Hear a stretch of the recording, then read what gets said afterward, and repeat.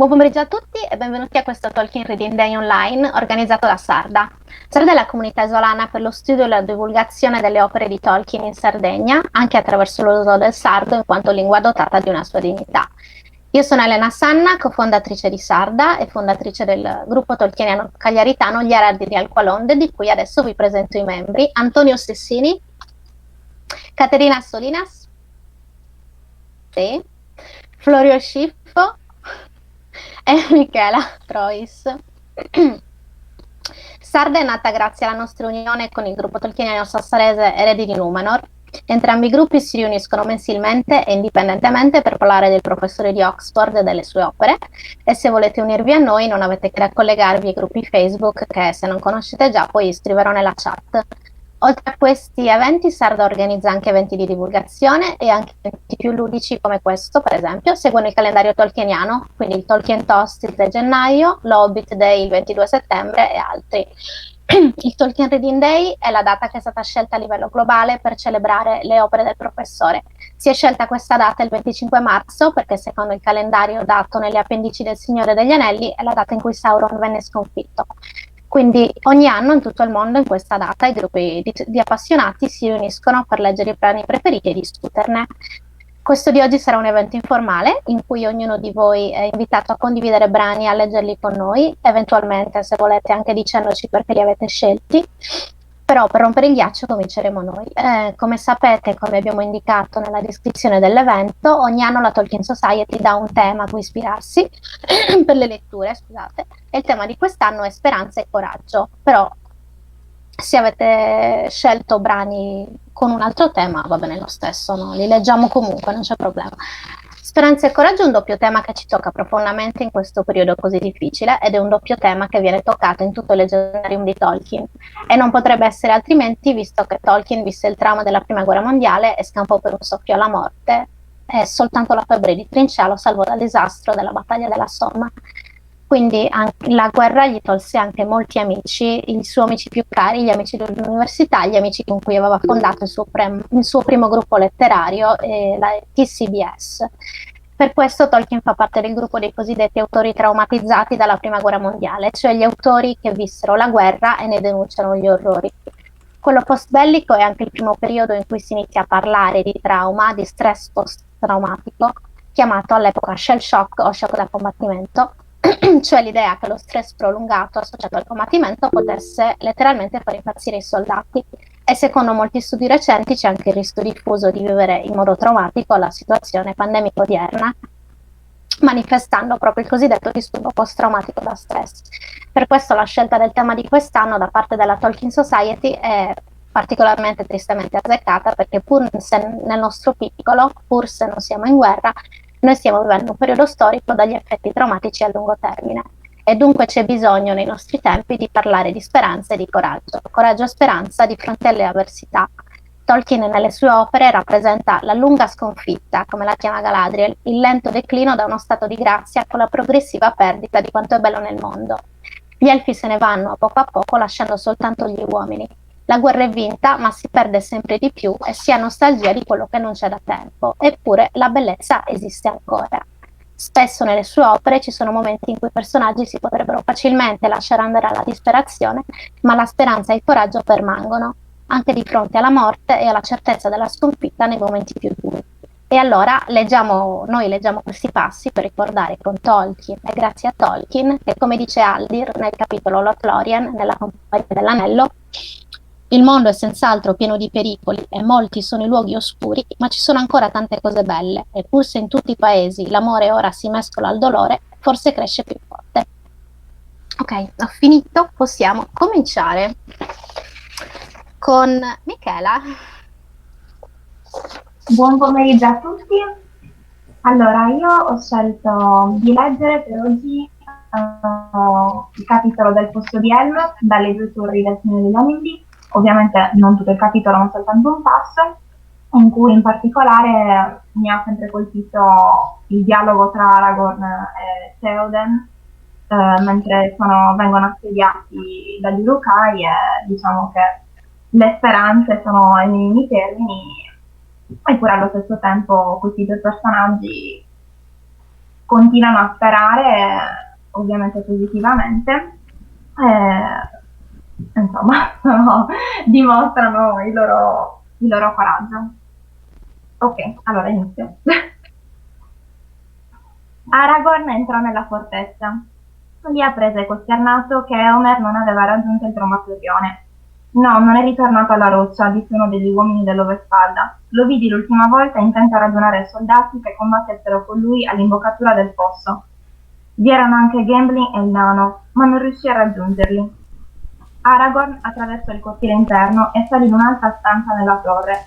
Ivi era il re e mirava alla valle da una stretta finestra contro la quale si delineava la sua immagine scura. Che notizie, Aragorn? Domandò. Le mura a fossato sono state prese, sire, e i difensori travolti, ma molti di loro sono riusciti a fuggire e a rifugiarsi nella roccia. Eomer è qui? No, sire, ma parecchi uomini si ritirarono nel fosso, e ho sentito dire da alcuni che Eomer era tra questi. Lì, nelle gole, potrebbero respingere l'assalto del nemico e poi riparare nelle caverne. Quale speranze possono avere in seguito, non saprei. Più di noi, buone provviste a quanto pare, e aria salubre per via delle fessure in alto nella roccia. Nessuno può forzare un'entrata difesa da uomini di polso, potrebbero resistere a lungo. Ma gli orchi hanno portato da Orthan qualcosa di maligno, disse Aragorn. Hanno un fuoco che squarcia esplodendo, e con esso si sono impadroniti delle mura. Se non riescono a entrare nelle caverne, potrebbero rinchiudervi per sempre coloro che vi si trovano. Ma ora dobbiamo concentrare ogni pensiero sulla nostra difesa. Sono irrequieto in questa prigione, disse Theoden. Se avessi cavalcato in testa al mio esercito con la lancia in resta, forse avrei di nuovo provato la gioia del combattimento e concluso in tal modo i miei giorni. Ma qui serve ben poco. Qui almeno sei custodito nella più inespugnabile fortezza del Marco, disse Aragorn. Abbiamo maggiore speranza di difendersi nel Tromatorione che non a Edoras o persino ad un clivo in mezzo alle montagne. Si narra che mai il Tromatorione ha seguito un assalto, disse Theoden, ma ora nel mio cuore cova un dubbio. Il mondo cambia e tutto ciò che un tempo era forte ora si rivela insicuro. Come potrà mai una torre resistere a una tale valanga e un odio così implacabile? Se avessi saputo quale fosse la forza di Isengard, forse non avrei galoppato via con tanto impeto, non le sarei corso incontro, malgrado tutta l'opera di persuasione di Gandalf. I suoi consigli non sembrano ora buoni come mi erano parsi alla luce del mattino. Non giudicare i consigli di Gandalf prima che tutto sia finito, sire, disse Aragorn.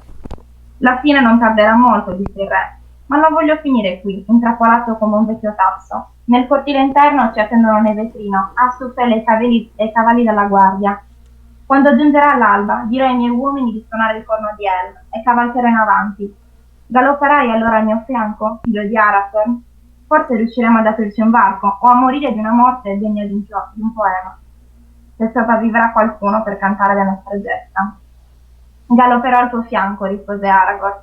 Poi, dopo aver preso commiato, ritornò sulle mura, che percorse in tutta la loro lunghezza, incoraggiando gli uomini e prestando il suo aiuto ovunque l'assalto fosse violento.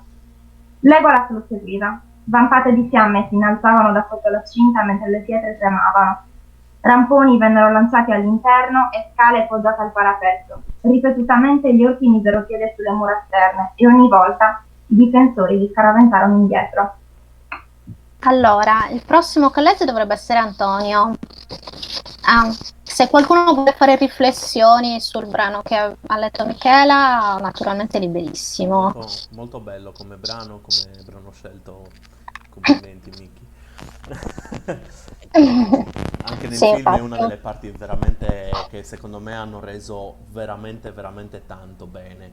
Ok, quindi è proprio un momento toccante. Sì, è una delle mie veramente. parti preferite. Sì, c'è anche proprio lo spettatore che fa dai, dai. Che bello, veramente bello. È tanto coraggio e tanta speranza, quindi è sicuramente azzeccatissimo.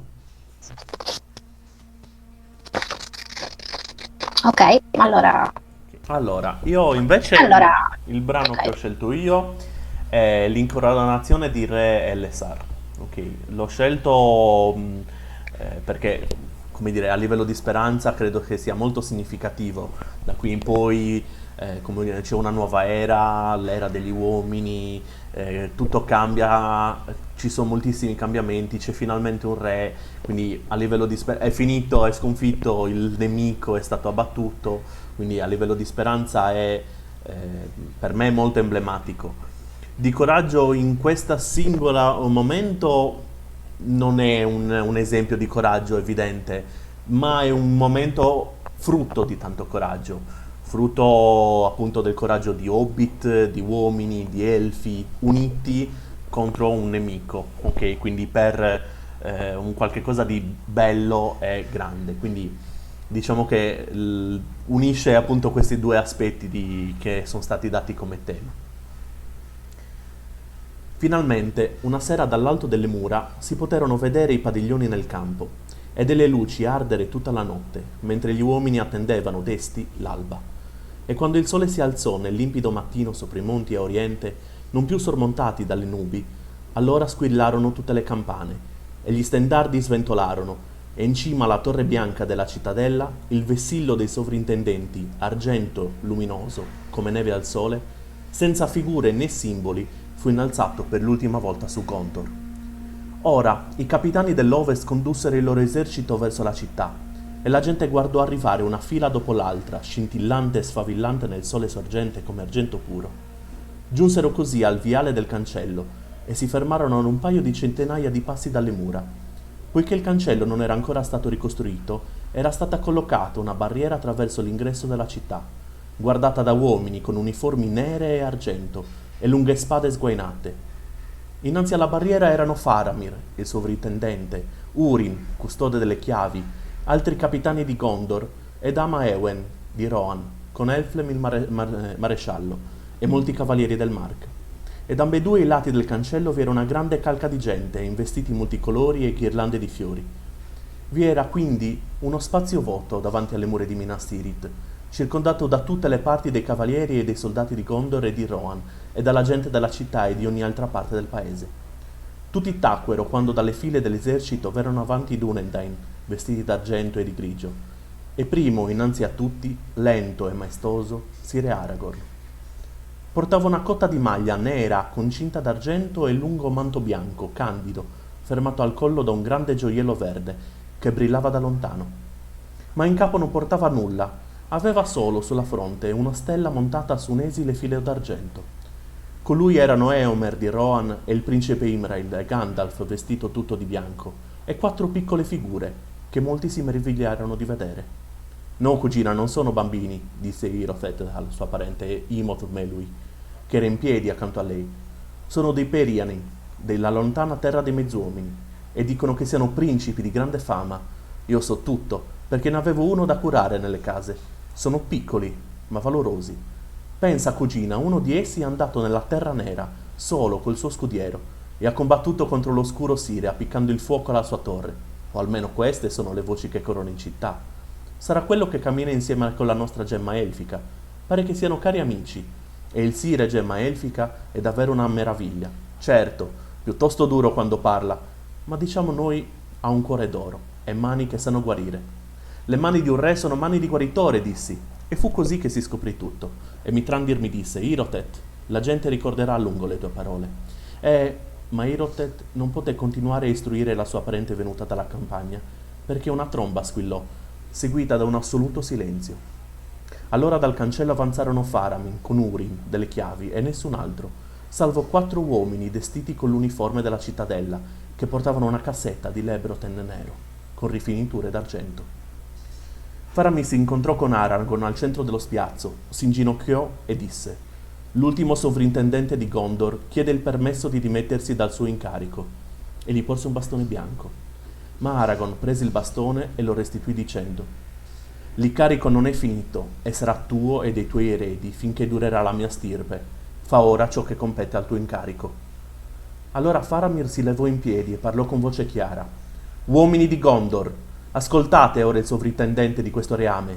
Mirate, è finalmente giunto colui che rivendica il titolo di re. Ecco Aragorn, figlio di Arathon, capo dei Dúnedain, di Anor, capitano dell'esercito dell'Ovest. portatore della stella del nord, possessore della spada forgiata a nuovo, vittorioso in battaglia, mani di guaritore, gemma elfica, Elessar della linea di Valandir, figlio di Isitur, figlio di Elendil di Numenor. Volete che egli sia re ed entri nella città e vi dimori? E tutto l'esercito e l'intera popolazione gridarono sì all'unisono. E Irotet disse alla cugina: questa è soltanto una cerimonia che si suole fare qui in città, cugina, perché egli è già entrato, come ti dicevo, e mi ha detto, e fu di nuovo costretta a tacere, perché Faramir riprese a parlare.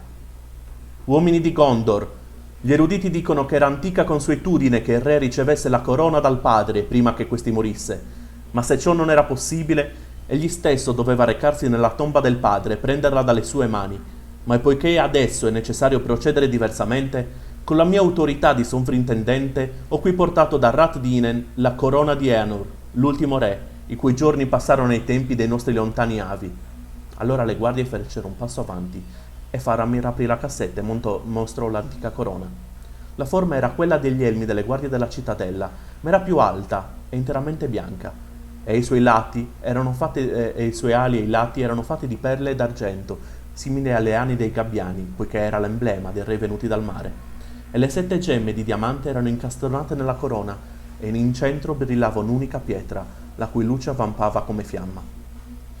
E allora Aragorn prese la corona e la tenne in alto e disse: Et aerello in domine utilien, sinome marueven ad ilini di arten ambra meta. Erano quelle le parole pronunciate da Elendil, giunto dal mare sulle ali del vento. Giungo dal grande mare nella terra di mezzo. Sarà questa la mia dimora e quella dei miei eredi sino alla fine del mondo. Allora molti si stupirono perché Aragorn non pose sul proprio capo la corona, ma la restituì a Faramir dicendo: e grazie all'opera e al valore di molti che sono giunti in possesso della mia eredità, in pegno di riconoscenza vorrei che il portatore dell'anello recasse a me la corona e che Mithrandir la ponesse sul mio capo, se accetta, perché è stato lui fautore di tutto ciò che è stato compiuto, e questa vittoria è sua. Allora Frodo si fece avanti, prese la corona dalle mani di Faramir e la porse a Gandalf, ed Aragorn si ginocchiò, e Gandalf posò sul capo la bianca corona e disse: vengono ora i giorni del re, e siano benedetti finché dureranno i troni dei Valar. Ma quando Aragorn si alzò, tutti coloro che lo videro lo osservarono in silenzio, poiché parve loro che egli si rivelasse ora per la prima volta. Alto come il re del passato, si ergeva su tutti i presenti. Anziano sembrava, e al tempo stesso nel fiore della virilità, e sulla sua fronte vi era saggezza, e nelle sue mani vigore e guarigione, e una luce brillava intorno a lui. E allora Faramir gridò: guardate il re! E in quell'istante squillarono tutte le trombe, e il re Elessar incedette sino alla barriera, e Urin delle chiavi l'aprì, e fra la musica d'arpe, di viole e di flauti, e il canto di limpide voci, il re attraversò le vie coperte di fiori, giunse alla cittadella e vi entrò, ed il vessillo dell'albero e delle stelle fu innalzato sulla torre più elevata, ed ebbe così inizio il regno di Eresal, cantato da molti.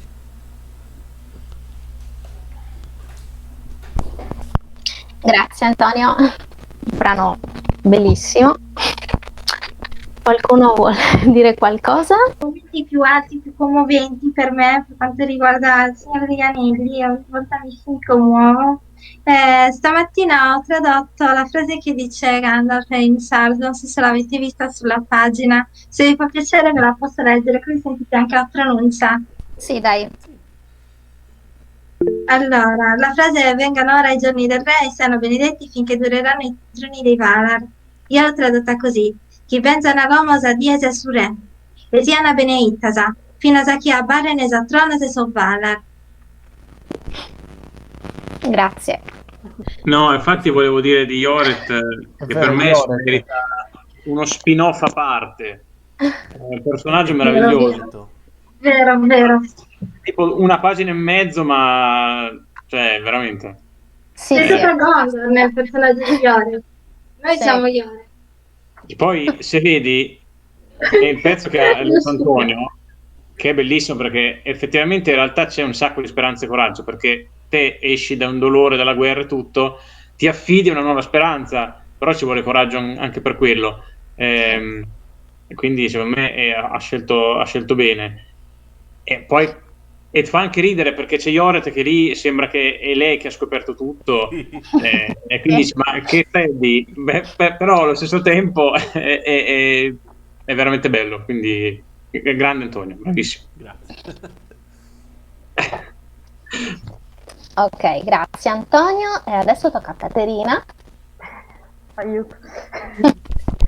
Vai Cate. Allora, i brani che ho scelto per oggi sono accomunati dal tema della speranza, però della speranza nella musica, perché quello che descrive Tolkien, la terra di Arda, nasce da un canto, come leggiamo nel Silmarillion. Però questa musica rimane sempre, anche se celata, però la sentiamo sempre, magari dai canti dei nani, degli Hobbit, Tom Bombadil che canta, cioè è sempre molto presente, però i brani che ho scelto io per oggi sono accomunati dalla speranza nella musica, in quanto grazie ad un canto, appunto ad una musica, si sviluppa diciamo, la situazione si risolve sempre in meglio, appunto grazie alla musica. E niente, però entrambi sono accomunati anche dal tema del coraggio, perché appunto il primo che ho scelto dal Silmarillion, del capitolo del ritorno dei Noldor, c'è un coraggio immenso, secondo me, oltre all'azione eroica in sé, il coraggio del perdono, in questo caso. Niente, leggo. Ora nel Mithrim dimoravano elfi grigi, genti del Beleriand, che erano migrati al nord di là dai monti, e i Noldor, incontrandoli, li salutarono lieti, come consanguinei a loro rimpianti. Ma dapprima non fu facile il colloquio tra loro, perché nella lunga separazione le lingue dei Calaquendi di Valinor e dei Moriquendi del Beleriand si erano assai diversificate. Dagli elfi del Mithrim, i Noldor, seppero della potenza di Eluthingol, che regnava nel Doriath, e della cintura d'incantesimi che ne difendeva il paese, e notizie di quelle grandi gesta compiute al nord giunsero a meridione, in Menegroth, nonché ai porti di Britombar e Eglarest.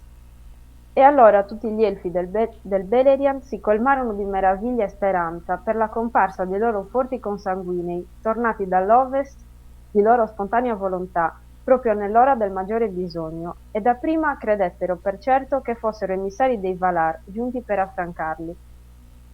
Ma proprio nell'ora della morte di Feanor, un'ambasciata giunse ai suoi figli da Morgoth, il quale si riconosceva vinto e offriva pace, finanche la restituzione di un Silmaril. Allora Maedhros l'Alto, il figlio maggiore, persuase i suoi fratelli a fingere di intavolare trattative con Morgoth, incontrandone gli emissari nel luogo convenuto, e i Noldor avevano altrettanto poche intenzioni sincere quanto lui, sicché ciascuna ambasciata venne con forze maggiori del convenuto, ma di più ne inviò Morgoth e Balrog con essa. E Maedhros cadde in un'imboscata, e tutti i suoi compagni vennero uccisi. Lui però fu catturato vivo per ordine di Morgoth e condotto in Angband. Allora i fratelli di Maedhros si ritirarono e costruirono un grande campo fortificato nell'Uipin. Morgoth però teneva Maedhros come ostaggio e mandò a dire che non lo avrebbe restituito a meno che i Noldor non rinunciassero alla guerra, tornandosene all'ovest, ovvero andandosene lungi dal Beleriand, nel sud del mondo. Ma i figli di Feanor sapevano che Morgoth non avrebbe tenuto fede alla parola data, né avrebbe liberato Maedhros qualsiasi cosa essi facessero, senza contare che erano legati al loro giuramento e per nessun motivo potevano rinunciare alla guerra contro l'avversario. E Morgoth prese Maedhros e lo appese alla parete di un precipizio sopra Tangorodrim, ed era inchiodato alla roccia per il polso della destra serrato in un bracciale di acciaio. Ora nel campo dell'Oitlum giunse notizia dell'approssimarsi di Fingolfin e di coloro che con lui venivano, i quali avevano sferato il ghiaccio stridente, e proprio in quella il mondo restò stupito per la comparsa della luna. Ma mentre la schiera di Fingolfin entrava nel Mithrim, il sole si levò fiammeggiante all'ovest, e Fingolfin spiegò i suoi vessilli azzurri e argento, e fece dar fiato ai suoi corni, e fiori sbocciarono sotto i suoi piedi marcianti, e le ere delle stelle ebbero fine. Al sorgere della grande luce, i servi di Morgoth fuggirono in Angband e Fingolfin superò senza incontrare resistenza i luoghi forti del Dor Daetelon, mentre i suoi nemici si nascondevano sottoterra. Poi gli Elfi si avventarono contro le porte di Angband e la sfida delle loro trombe fece tremare le torri di Tangorodrim, e Maedhros le udì tra i suoi tormenti e gridò forte, ma la sua voce si perdette negli echi del sasso. Fingolfin però, che era di tutt'altra tempra di Fëanor ed era stanco delle insidie di Morgoth, si ritirò dal Dor Daedelot e tornò alla volta del Mithrin, essendogli giunto all'orecchio che quivi avrebbe trovato i figli di Fëanor, senza contare che desiderava godere della protezione delle montagne dell'ombra, mentre il suo popolo si riposava e cresceva in forza, poiché aveva visto la possanza in Angband e riteneva che non sarebbe certo crollata al suono delle trombe. Sicché, giunto alla fine nello Itlung pose il suo primo campo, onde dimorarvi presso le rive settentrionali del lago Mithrin. Non era certo amore per la casa di Fëanor, nei cuori di coloro che seguitavano Fingolfin, che le pene di quanti avevano affrontato il transito del ghiaccio erano state grandi, e Fingolfin riteneva i figli complici del loro padre. V'era dunque pericolo di scontro tra le due schiere, ma per quanto dure fossero state le perdite che avevano subito lungo la strada, le genti di Fingolfin e di Finrod, figlio di Finarfir, erano tuttavia più numerose dei seguaci di Fëanor, i quali dunque se ne allontanarono, andando a dimorare sulla riva meridionale del lago, con lo specchio d'acqua a dividerli. Molti di quelli di Fëanor, in effetti, erano pentiti dell'incendio di Losgard ed erano pieni di meraviglia per il valore di cui avevano dato prova agli amici, da essi abbandonati sul ghiaccio iperboreo, e volentieri avrebbero dato loro il benvenuto, ma non osavano, poiché si vergognavano. E così, a causa della maledizione che gravava su di loro, in Noldor nulla conclusero, mentre Morgoth esitava e gli orchi erano in preda allo spavento per via della luce nuova e forte. Morgoth però finì per riscuotersi e, visto che i suoi nemici erano tra loro divisi, rise. Negli abissi di Angband suscitò grandi fumi e vapori, i quali sortirono dalle cime esalanti dei monti di ferro, e da lungi li si poteva vedere nel Mithrin, che insozzavano le arie terse dei primi mattini del mondo. Un vento soffiò da est e li portò sopra lo Itlung, oscurando il nuovo sole, e i fumi e vapori calarono vorticando su campi e scoscendimenti, e si posarono sulle acque del Mithrin, orrendi e velenosi. Allora Fingol, il valoroso, figlio di Fingolfin, decise di mettere fine all'ostilità che divideva i Noldor, prima che il loro avversario fosse pronto alla guerra, che tutte le terre settentrionali il suolo tremava scosso dal tuono delle fucine sotterranee di Morgoth. Molto tempo addietro, nella beatitudine di Valinor, prima che Melkor fosse sciolto dalle catene o che tra loro si intrapponessero menzogne, Fingon era stato grande amico di Maedhros, e sebbene ignorasse che questi, pur partecipando all'incendio delle navi, non lo aveva dimenticato, e il pensiero dell'antica amicizia gli tormentava il cuore. E osò pertanto un gesto che giustamente è celebrato fra i fatti dei principi dei Noldor. Da solo, e senza prima essersi consultato con chi che sia, si pose in cammino alla ricerca di Maedhros e, aiutato proprio dalla tenebra che Morgoth aveva generato, giunse non visto alle fortezze dei suoi nemici. Si inerpicò per le pendici del Tangorodrim e contemplò, disperato, la desolazione della contrada, ma non riuscì a trovare passaggio o anfratto per il quale giungere nella roccia di Morgoth. Allora, a sfida degli orchi, che tuttora se ne stavano acquattati nelle buie caverne sotterranee, prese l'arpa, un canto di Valinor composto in tempi antichi dai Noldor, prima che la contesa separasse i figli di Finwë, e la sua voce risuonò nei cupi abissi che mai prima avevano udito se non grida di paura e dolore. Così Fingon trovò ciò che cercava, perché all'improvviso laggiù, lontano, il suo canto fu ripreso, e una debole voce gli rispose chiamandolo. Era Maedhros che cantava fra i tormenti, e Fingon si inerpicò fino ai piedi del precipizio sopra il quale era sospeso il suo congiunto, ma non poté andare oltre e scoppiò in lacrime quando s'avvide del crudele espediente di Morgoth. Allora Maedhros, nella sua angoscia senza speranza, pregò Fingon di scoccargli una freccia e di ucciderlo, e Fingon incoccò la freccia e tese l'arco, e, non vedendo speranza di sorta, gridò a Manwë dicendo: «O re al quale tutti gli uccelli sono cari, accelera ora il volo di quest'asta piumata, e abbi un po' di pietà per i Noldor nel momento del loro bisogno». Rapida fu la risposta alla sua preghiera, che Manwë, cui tutti i penuti sono cari e al quale recano notizie intaniquetil dalla terra di mezzo, aveva inviato la razza delle aquile comandando loro di dimorare sulle balze del nord e di vigilare Morgoth, poiché Manwë tuttora provava pietà per gli esuli elfi, e le aquile recavano alle orecchie attristate di Manwë notizie di molto di ciò che accadeva in quei giorni. Ed ecco che proprio mentre Fingon tedeva l'arco, dalle regioni superne dell'aria calò Torondor, re delle aquile, il più possente di tutti gli uccelli che mai siano stati, le cui ali aperte misuravano 30 braccia, e fermando la mano di Fingon lo levò in alto, portandolo di fronte alla roccia da cui pendeva Maedhros.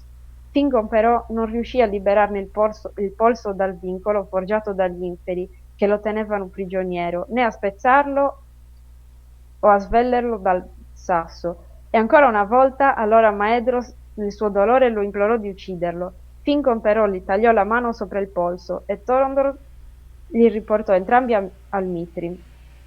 Quivi col tempo Maedhros guarì. Il fuoco della vita era infatti cocente in lui, e la sua forza era quella del mondo antico, quale quella onde erano dotati i cresciuti in Valinor. Il suo corpo si riprese dai tormenti e riacquistò salute, ma l'ombra delle sofferenze subite era nel suo cuore, ed egli sopravvissuto imparò a maneggiare la spada con la sinistra in maniera più mortifera di quanto non avesse fatto con la destra. Per questa impresa Fingon si guadagnò grande rinomanza e tutti i Noldor lo encomiarono, e l'odio tra le case di Fingolfin e Fëanor fu spento. Maedhros infatti chiese perdono per la diserzione di Araman e accantonò le sue pretese a regnare su tutti i Noldor, dicendo a Fingolfin: «Perché nessun rancore resti più tra noi, signore, il regno spetti per diritto a te, erede più anziano della casa di Finwë, e non certo il minore per saggezza».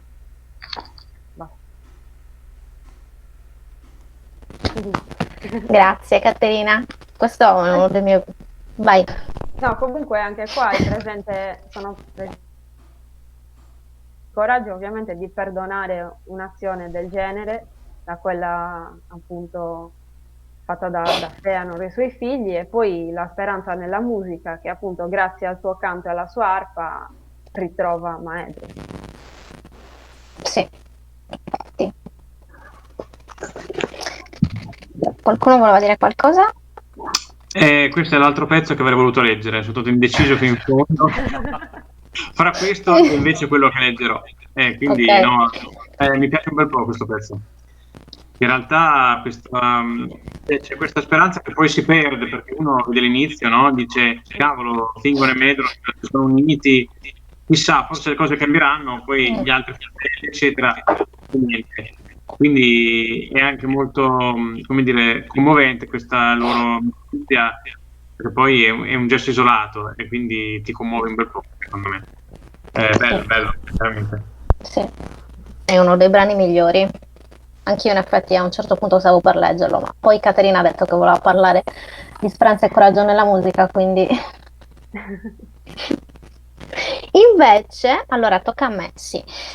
Invece ho scelto, allora il primo brano che ho scelto parla di speranza, però non viene da uno dei testi classici, diciamo, ma ho voluto strafare e ho tradotto un pezzetto da qui, da Morgoth's Ring, e ho tradotto un pezzetto della Atrabeth, Finrod e Andret, cioè la conversazione di Finrod e Andret, che come sappiamo, Finrod lo conosciamo, Andret è una donna saggia degli uomini della casata di Beor, sorella di Bregor, nonno di Beren, con cui Finrod spesso si intrattiene per intavolare discussioni filosofiche anche, o sapienziali, e in questo brano Finrod e Andret parlano di morte e discutono anche di metafisica a un livello abbastanza avanzato in cui non mi permetto di entrare, Ma quello che mi interessa è quando parlano di speranza, e non soltanto parlano di speranza a un livello di significato della parola proprio, però Andret rivela anche un'antica speranza degli uomini, che non vado a anticiparvi perché la leggiamo,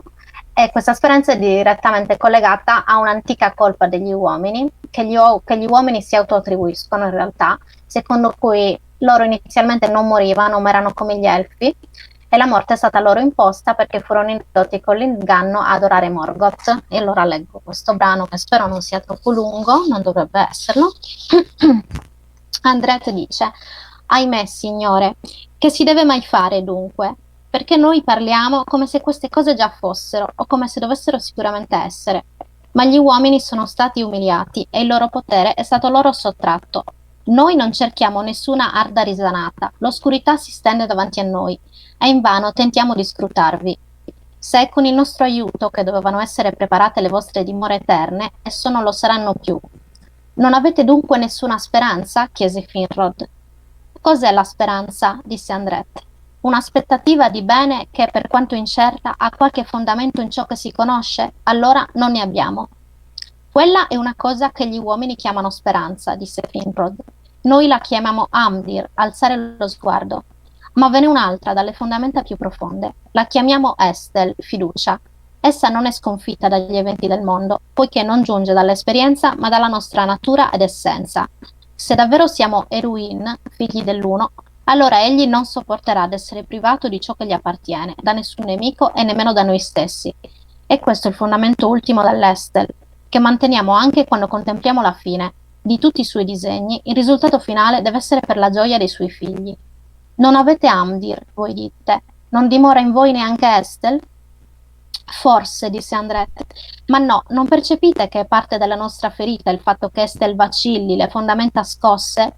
Siamo noi figli dell'Uno, non siamo infine stati ripudiati, o siamo sempre stati così? Non è il senza nome il Signore del mondo? Non ditelo nemmeno in una domanda, disse Finrod. È impossibile non dirlo, rispose Andret, se volete comprendere la disperazione in cui camminiamo, o in cui cammina la maggior parte degli uomini. Tra gli Atani, come ci chiamate, o i cercatori, come diciamo noi, coloro che lasciarono le terre della disperazione e gli uomini dell'oscurità e viaggiarono verso ovest con una vana speranza. Si crede che si possa ancora trovare guarigione o che ci sia qualche via di scampo. Ma è Estel questa? Non è piuttosto Amdir, ma senza ragione, mera fuga in un sogno da cui svegliandosi capiscono che non c'è scampo all'oscurità e alla morte? Mera fuga in un sogno, dite. In sogno si rivelano molti desideri, e il desiderio può essere l'ultimo guizzo di Estel. Ma voi, Andret, non intendete sogno, confondete sogno e veglia con la speranza e la certezza, per rendere l'una più dubbia e l'altra più sicura. Sono essi forse addormentati quando parlano di fuga e guarigione? Che dormano o che siano svegli, non dicono nulla in modo chiaro, rispose Andret. Come o quando giungerà la guarigione? In quale forma di esistenza saranno rinnovati coloro che vedranno quel giorno? E che sarà di noi che prima di quel giorno ci spegniamo malati nell'oscurità? Per tali domande solo quelli della antica speranza, come si definiscono, hanno una qualche sorta di risposta. Quelli dell'antica speranza? Chiese Finrod. Chi sono? Un gruppetto, rispose lei, ma il loro numero è cresciuto da quando siamo venuti in questa terra, perché vedono che il senza nome può essere sfidato, o così si illudono. Eppure questa non è una buona ragione. Opporsi a lui non disfa quella che ci ha fatto, e se il valore degli Eldar dovesse fallire in questo, allora la loro disperazione sarà più profonda, perché non era sulla potenza degli uomini, né di alcuno dei popoli di Arda, che si fondava l'antica speranza. Cos'era poi questa speranza, se lo sapete? Domandò Finrod. Dicono, rispose Andret, dicono che l'uno stesso entrerà in Arda e guarirà gli uomini e tutta la corruzione dall'inizio alla fine. E questa, affermano anche, o inventano, è una voce che è discesa attraverso i secoli, già fin dai giorni della nostra rovina. Affermano, inventano, disse Finrod, quindi non siete una di loro? Come potrei esserlo, signore? Il buon senso è tutto contro di loro. Chi è l'uno che voi chiamate Eru? Se mettiamo da parte gli uomini che servono il senza nome, e sono in tanti nella terra di mezzo, restano ancora molti gli uomini che percepiscono il mondo solo come una guerra tra una luce e un'oscurità a cui si equivalgono. Voi direte, no, quelli sono Manu e Melkor, Eru è al di sopra di loro. Ma allora, dirà la maggior parte degli uomini, anche tra gli Atani, Eru non è solo il più grande dei Valar, un grande dio tra gli dei, un re che dimora lontano dal suo regno e lascia che principi minori facciano qui come vogliono? E di nuovo direte, ma no, Eru è uno, solo e senza uguali. Egli ha creato Ea ed è oltre di esso. E i Valar non sono tanto vicini alla sua magnificenza quanto sono maggiori di noi. Non è così? Esatto, disse Finrod, affermiamo questo e i Valar li conosciamo e dicono la stessa cosa. Tutti meno uno solo. Ma chi secondo voi è più probabile che menta? Coloro che si comportano umilmente o colui che si esalta? Io non ho dubbi, disse Andret, ed è proprio per questo motivo che il concetto di speranza supera la mia comprensione. Come potrebbe Eru entrare in ciò che lui ha creato e di cui lui è smisuratamente maggiore? Può il cantore entrare nel proprio poema o il pittore nella propria tela? Egli è già dentro e allo stesso tempo anche fuori, disse Finrod, ma in effetti i suoi stare dentro e essere fuori non avvengono allo stesso modo. Vero, disse Andret. Così Eru potrebbe essere presente in Ea che procede da lui. Costoro però parlano di Eru in persona che entra in Arda e questa è una cosa completamente diversa. Come lo potrebbe lui che è il più grande? Non infrangerebbe Arda o addirittura tutta Ea? Non domandatemelo, disse Finrod. Queste cose vanno oltre le possibilità della sapienza degli Eldar, forse persino dei Valar. Ma ho il dubbio che le nostre parole possano portarci fuori strada e che quando dite il più grande, voi pensiate alla dimensione di Arda, in cui il recipiente più grande può non essere contenuto nel più piccolo. Simili discorsi non possono essere usati per l'incommensurabile. Se Eru desiderasse farlo, sono certo che ne troverebbe il modo, per quanto non sappia proprio immaginarmelo.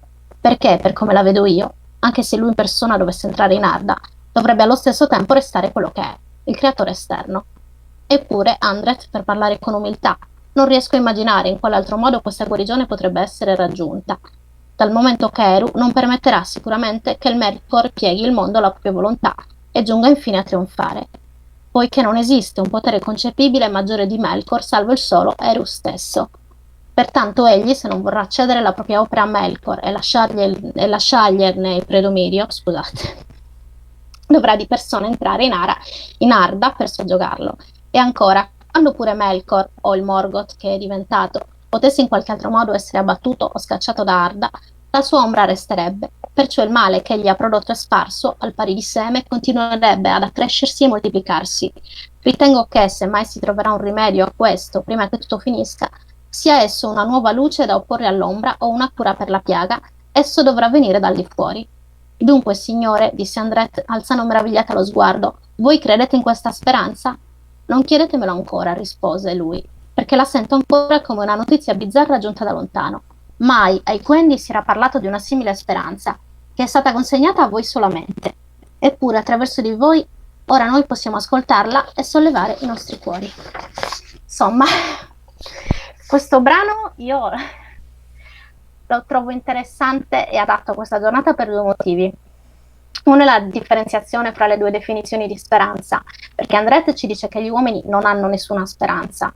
Firrod ci dice che gli elfi distinguono fra due tipi di speranza, una quella che Andret riconosce con il significato che gli uomini gli danno, cioè guardare in alto, alzare lo sguardo, che è un'incerta aspettativa con qualche fondamento, e l'altra è letteralmente fiducia ed è innata, è una fiducia che un potere più alto non vuole il nostro male, ed è una concezione molto religiosa, più di quello che Tolkien normalmente consente nelle sue opere. Sappiamo anche dalle lettere che lui ha consapevolmente deciso di eliminare dal Signore degli Anelli ogni riferimento cattolico perché voleva che l'opera stesse in piedi da sé, non voleva fare proselitismo. Eppure voleva anche dagli appunti dagli appunti lasciati in calce a questo brano, messi dal nostro compianto Christopher Tolkien, sappiamo che voleva che questa conversazione fosse inserita nel Silmarillion. Il secondo motivo per cui ho scelto il brano si ricollega a questo ed è semplicemente il fatto che dal punto di vista degli studi tolkieniani è una conversazione molto interessante perché ci offre una diversa prospettiva su qualcosa che già conosciamo ed è una prospettiva che ci chiediamo anche all'interno del racconto quanto sia reale, perché viene data una descrizione molto cristiana, la credenza che Eru entrerà in Arda per guarire gli uomini e la corruzione del mondo, e Finrod, che ha dimorato coi Valar, non sa nulla di questa prospettiva e neanche profondamente toccato. e trovo comunque molto interessante che Tolkien abbia aggiunto al Leggendarium una riflessione così marcatamente derivata dalla sua religione e dalle sue credenze. Sì, posso aggiungere due cose?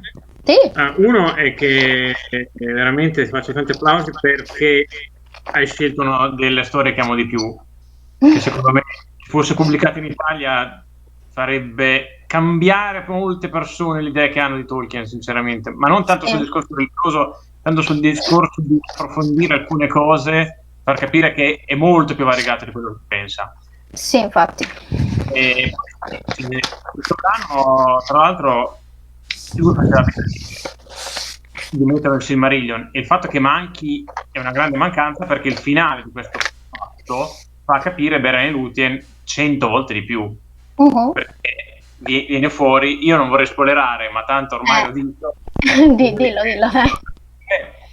Andret, No, spoiler. è spoileroso, ma No, Michela ha insomma, detto di no.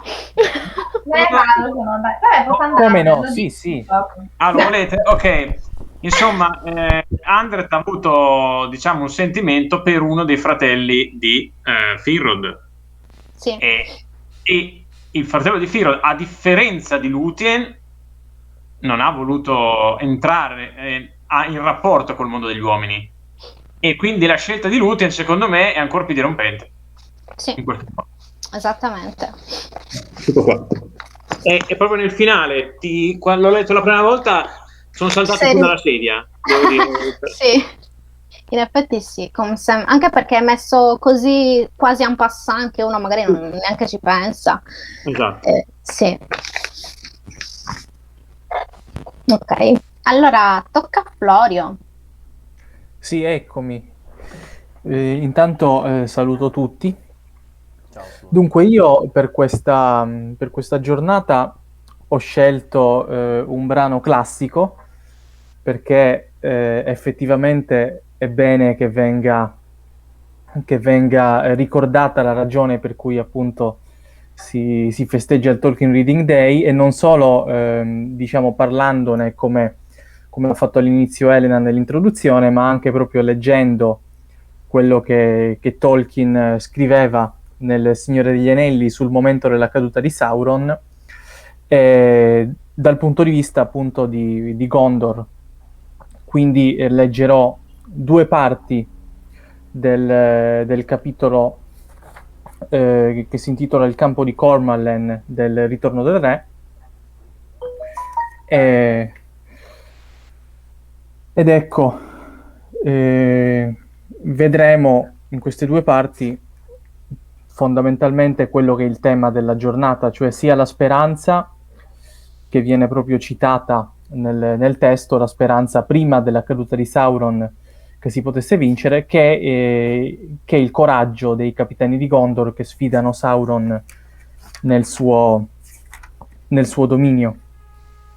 Bene, questo all'inizio. Per la seconda parte, sempre dallo stesso capitolo, invece leggerò proprio la ragione della data del 25 marzo, con una frase appunto di Gandalf in cui lui afferma che dal momento della caduta di Sauron, il 25 marzo, d'ora in poi l'anno comincerà con questa data.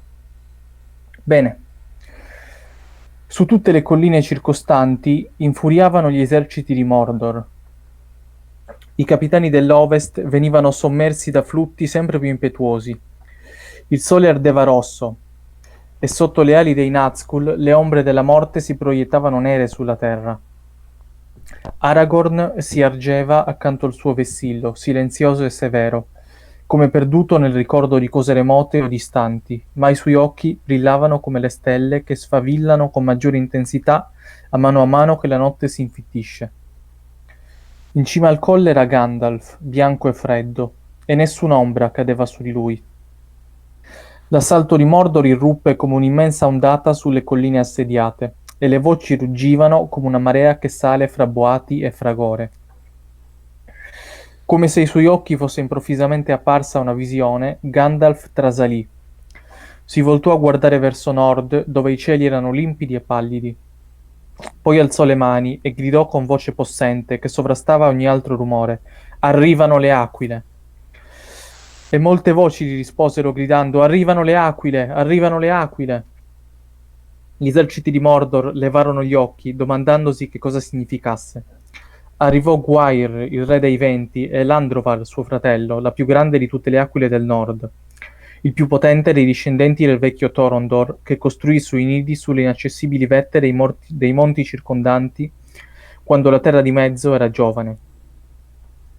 Dietro di essi arrivarono tutti i loro vassalli dei monti del nord, volando in rapide file sulle ali del vento.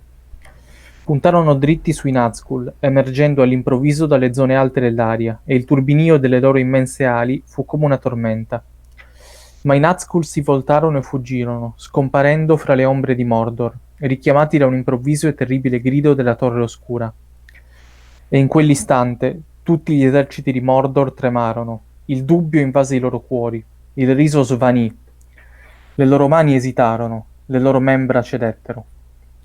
Il potere che li sorreggeva, empiendoli d'odio e di furore, stava vacillando e distoglieva da essi la sua volontà. Guardando negli occhi dei nemici, videro ora una luce di morte e furono colti da paura. Allora tutti i capitani dell'Ovest gridarono, perché i loro cuori erano pieni di una nuova speranza in mezzo a tutta l'oscurità.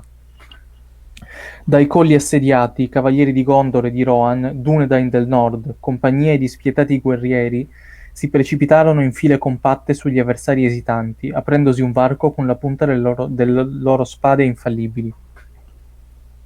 Ma Gandalf sollevò di nuovo le braccia e gridò ancora una volta con voce limpida: «Fermatevi, uomini dell'Ovest, fermatevi e aspettate. Questa è l'ora del fato». E mentre parlava, la terra tremò sotto i loro piedi. Un'immensa oscurità invase il cielo, puntellata di fuoco, e si innalzò al di sopra delle torri del Cancello Nero, al di sopra delle montagne. La terra gemette e fu percorsa da un tremito. Le torri dei denti ondeggiarono, vacillarono e crollarono a terra. L'imponente muraglia si sbriciolò. Il Cancello Nero fu distrutto, e da lontano, ora più fioco, ora sempre più forte, innalzandosi fra le nubi, si udì un rombo, un ruggito, un lungo boato lacerante. «Il regno di Sauron è finito», disse Gandalf. Il portatore dell'anello ha compiuto la sua missione». E mentre i capitani guardavano a sud della terra di Mordor, parve loro che nera contro la coltre delle nubi si ergesse l'immensa forma di un'ombra, impenetrabile, incoronata da fulmini, e che invadesse tutto il cielo. Enorme e gigantesca, sovrastò tutto il mondo, tendendo verso di essi una grande mano minacciosa, terribile ma impotente. Infatti, proprio mentre si avvicinava, un forte vento la sospinse e la spazzò via. Allora vi fu un gran silenzio. Quando Sam si svegliò, si accorse di essere disteso sopra un soffice letto, ma su di lui ondeggiavano dolcemente grandi rami di betulle, e attraverso le loro giovani foglie scintillava la luce del sole, verde e dorata, e tutta l'aria era impregnata di un dolce profumo ricco di toni sfumati. Ricordava quel profumo, la fragranza dell'Ithilien. Quanto tempo deve aver dormito, si disse. Il profumo l'aveva riportato al giorno in cui accendeva il suo piccolo fuoco al sole, e per il momento tutto ciò che era accaduto nel frattempo era come cancellato dalla memoria.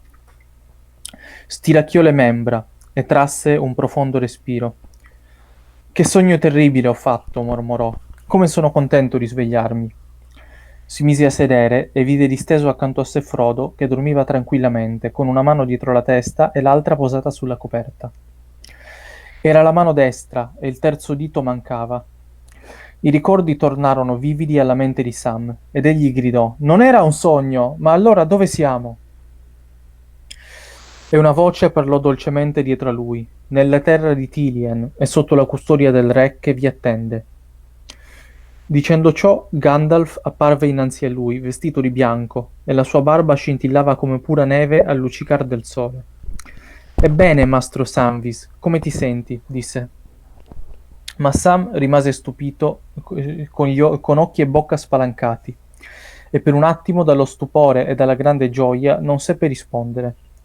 Finalmente esclamò: «Gandalf, credevo che fossi morto, ma credevo di essere morto anch'io. Tutte le cose tristi erano dunque false? Che cosa è accaduto al mondo? Una grande ombra è scomparsa, disse Gandalf, e poi rise. E il suono era simile a musica o ad acqua in una terra riarsa, e nell'ascoltare Sam si rese conto di non aver udito ridere, di non aver udito la semplice espressione della letizia per giorni e giorni senza fine. Suonava alle sue orecchie come l'eco di tutte le gioie vissute, e improvvisamente si mise a piangere. Poi, come il vento di primavera spazza via la pioggia perché il sole brilli con maggiore intensità, le sue lacrime cessarono ed egli scoppiò a ridere e balzò ridendo dal letto. Come mi sento? Gridò. Beh, non so come dirlo. Mi sento, agitò le braccia, mi sento come la primavera dopo l'inverno, il sole sulle foglie, e come trombe, arpe e tutte le canzoni che ho udito. Tacque e si volse verso il suo padrone. Ma come sta il signor Frodo? Disse. Non è un peccato ciò che gli è successo alla mano? Ma spero che stia bene per il resto. Ha sofferto molto. Sì, per il resto sto bene, disse Frodo, mettendosi a sedere e ridendo a sua volta. Mi sono riaddormentato mentre aspettavo che ti svegliassi, dormiglione. Ero sveglio stamattina presto e ora deve essere quasi mezzogiorno. Mezzogiorno, disse Sam, cercando di calcolare. Di quale giorno? Il 14° del nuovo anno, disse Gandalf. O se preferisci, l'8° giorno di aprile, secondo il calendario della contea. Ma a Gondor il nuovo anno incomincerà ormai sempre il 25 di marzo, giorno in cui cadde Sauron, e voi foste salvati dal fuoco e portati dal re. Egli vi ha curato, e ora vi attende. Consumerete con lui cibo e bevande. Appena sarete pronti, vi condurrò da lui. Il re, disse Sam.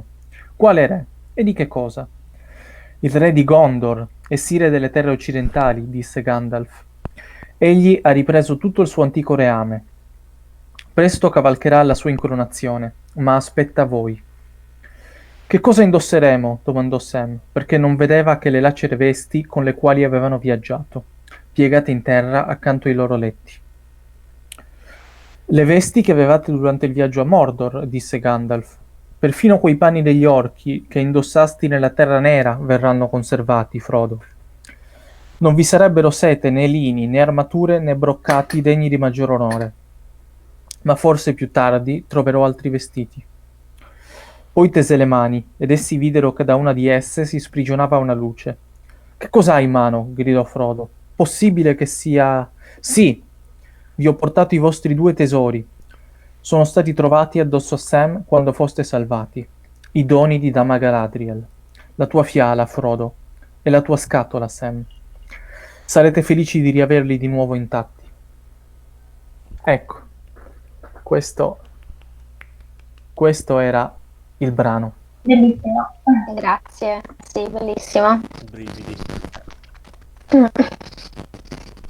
Fa E ridere grazie di come- averci ricordato proprio il brano in cui viene spiegato fa ridere il come perché di questa data. dai vari Sì, brani vai. che abbiamo letto finora uno possa fare i vari ricongiungimenti tra le aquile che ha letta Caterina, l'incoronazione che ho letto io, e fare tutti i vari... tutto torna, cavolo, è molto molto Già bello. una ring composition. Qualcuno degli ospiti ci vuole leggere qualcosa? Se volete leggo Ha io. portato qualche brano? Dai, Pier. Sì. Allora, io torno indietro, molto indietro, diciamo di 2 ere, e dal Silmarillion vi leggo una parte di Beren e Lúthien.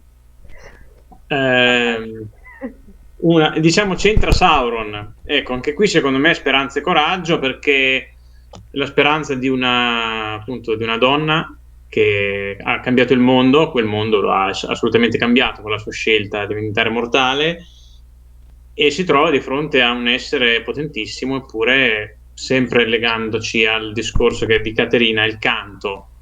Nella Terra di Mezzo il canto annuncia un cambiamento e spesso una vittoria, e anche qui il canto di Lúthien insomma cambia molte cose, e quel coraggio che ha effettivamente è una delle cose più grandi che secondo me Tolkien ha scritto, ecco. Che tra l'altro smentisce, no, tutti i discorsi sulle donne in Tolkien, no? Diciamo, se uno vuole cercare l'esempio più calzante, Lúthien. Vado. Beren e Felagund giacevano nelle segrete di Sauron, e tutti i loro compagni erano ormai morti. Sauron si proponeva di tenere Felagund per ultimo, poiché intuiva trattarsi di un Noldor di grande potenza e sapienza, e sospettava che lui andasse cercato il segreto di quella cerca. Ma quando il lupo venne a divorare Beren, Felagund fece appello a tutte le sue forze, spezzò i legami e lottò con il Mannaro, che uccise con le mani i denti, ma anche egli restò ferito a morte. Parlò allora a Beren, così dicendogli: io ora me ne vado al mio lungo riposo nelle aule temporali di là dei mari e dei monti di Amn. Lungo tempo trascorrerà prima che io ricompaia tra i Noldor, e può darsi che noi due non ci incontriamo più, né in vita né in morte, perché i destini delle nostre razze sono diversi. Addio!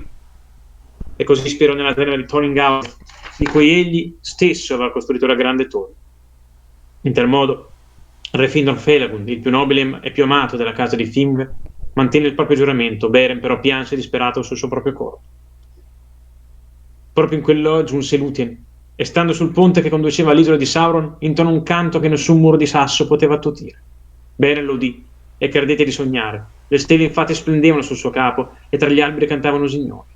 E in risposta intonò un canto di sfida che aveva composto in lode delle 7 stelle, la falce dei Valar, che Vard aveva sospeso sopra il nord, come segno della caduta di Morgoth. Poi le forze lo abbandonarono affatto, ed egli cadde privo di senso. Ma Lúthien ne udì la voce risposta, e intonò allora un canto di ancor maggior potere. I lupi ulularono e l'isola tremò. Sauron se ne stava nell'alta torre, avviluppato nei suoi negri pensieri, ma sorrise udendo il canto, perché sapeva essere quella la figlia di Melian.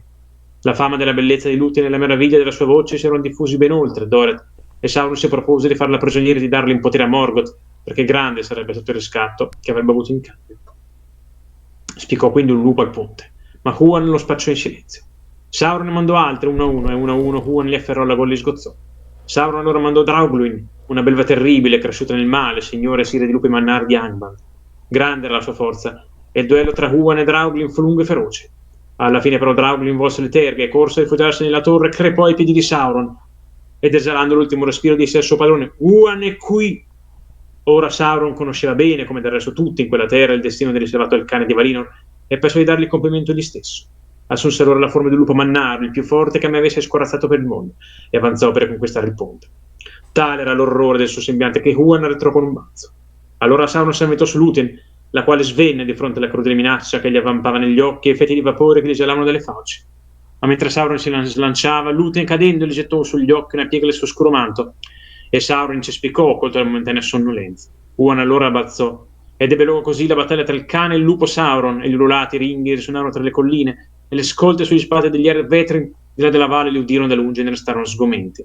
Ma né incantesimo né stregoneria, zanno, veleno, arte diabolico, forza belluina potevano soverchiare Huan di Valinor, il quale farò il suo nemico per la gola e lo inchiodò al suolo. Allora Sauron cambiò forma, e da lupo divenendo serpente, poi da mostro tornando al suo solito aspetto, ma gli era impossibile sfuggire alla presa di Huan senza abbandonare affatto il proprio corpo. Prima che il suo lurdo spirito ne abbandonasse la tenebrosa carcassa, Lúthien gli si accostò, gli disse che il suo spettro, denudato dalla veste di carne, sarebbe tornato tremante da Morgoth, e poi soggiunse: là in eterno il tundo essere subirà il tormento e il disprezzo di Morgoth, e coi occhi sarei trafitto, a meno che tu non ceda a me il dominio della tua torre. Sauron allora si arrese, e Lúthien assunse la signoria dell'isola e tutto quanto era in essa, e Huan lo lasciò. Immediatamente Sauron assunse la forma di un vampiro, vasto come una nube scura sulla faccia della luna, e fuggì ruscellando sangue dalla gola sopra gli alberi, e giunse a Taur Nufuin e vi dimorò, riempendola di orrore.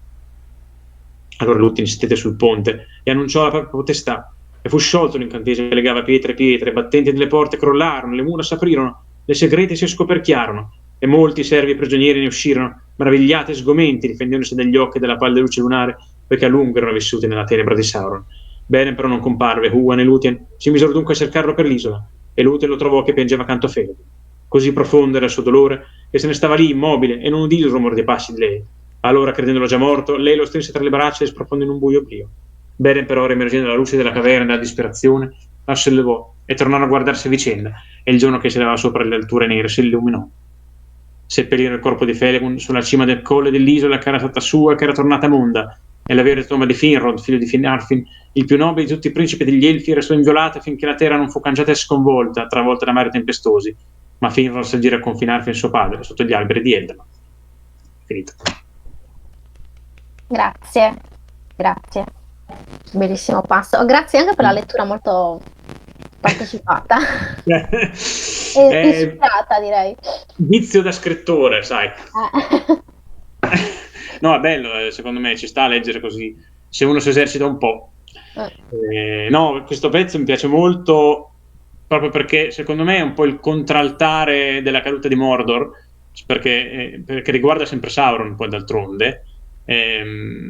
Appunto questa impenetrabilità che sembra eterna, basta poco in fondo, cioè basta quasi un mantello lanciato sulla faccia e poi c'è l'approfittarsi appunto del momento di debolezza del nemico che inciampa quasi su una buccia di banana, verrebbe da dire, no?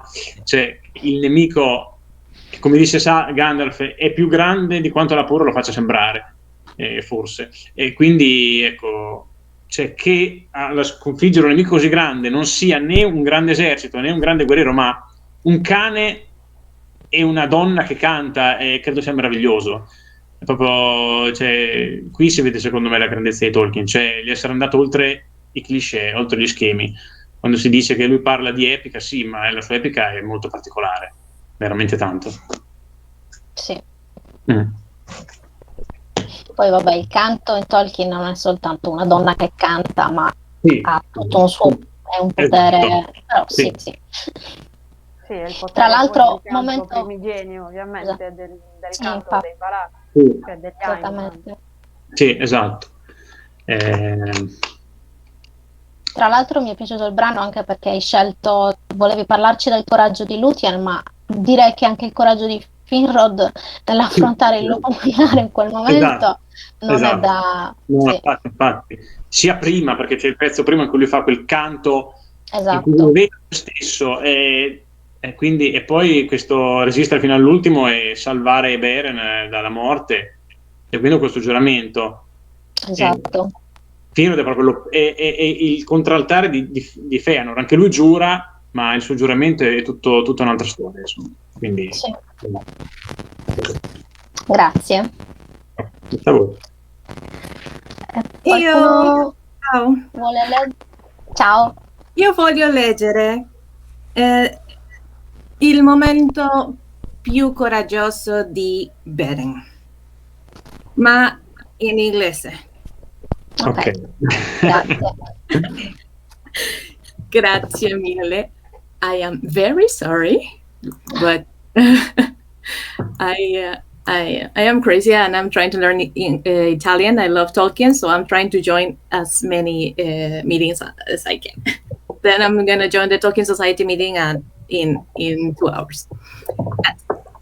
This part is just the beginning of the story that Pierluigi was reading, if I'm not mistaken. Only 3 paragraphs, right after Beren falls in love with Lúthien. From the Beren and Lúthien book.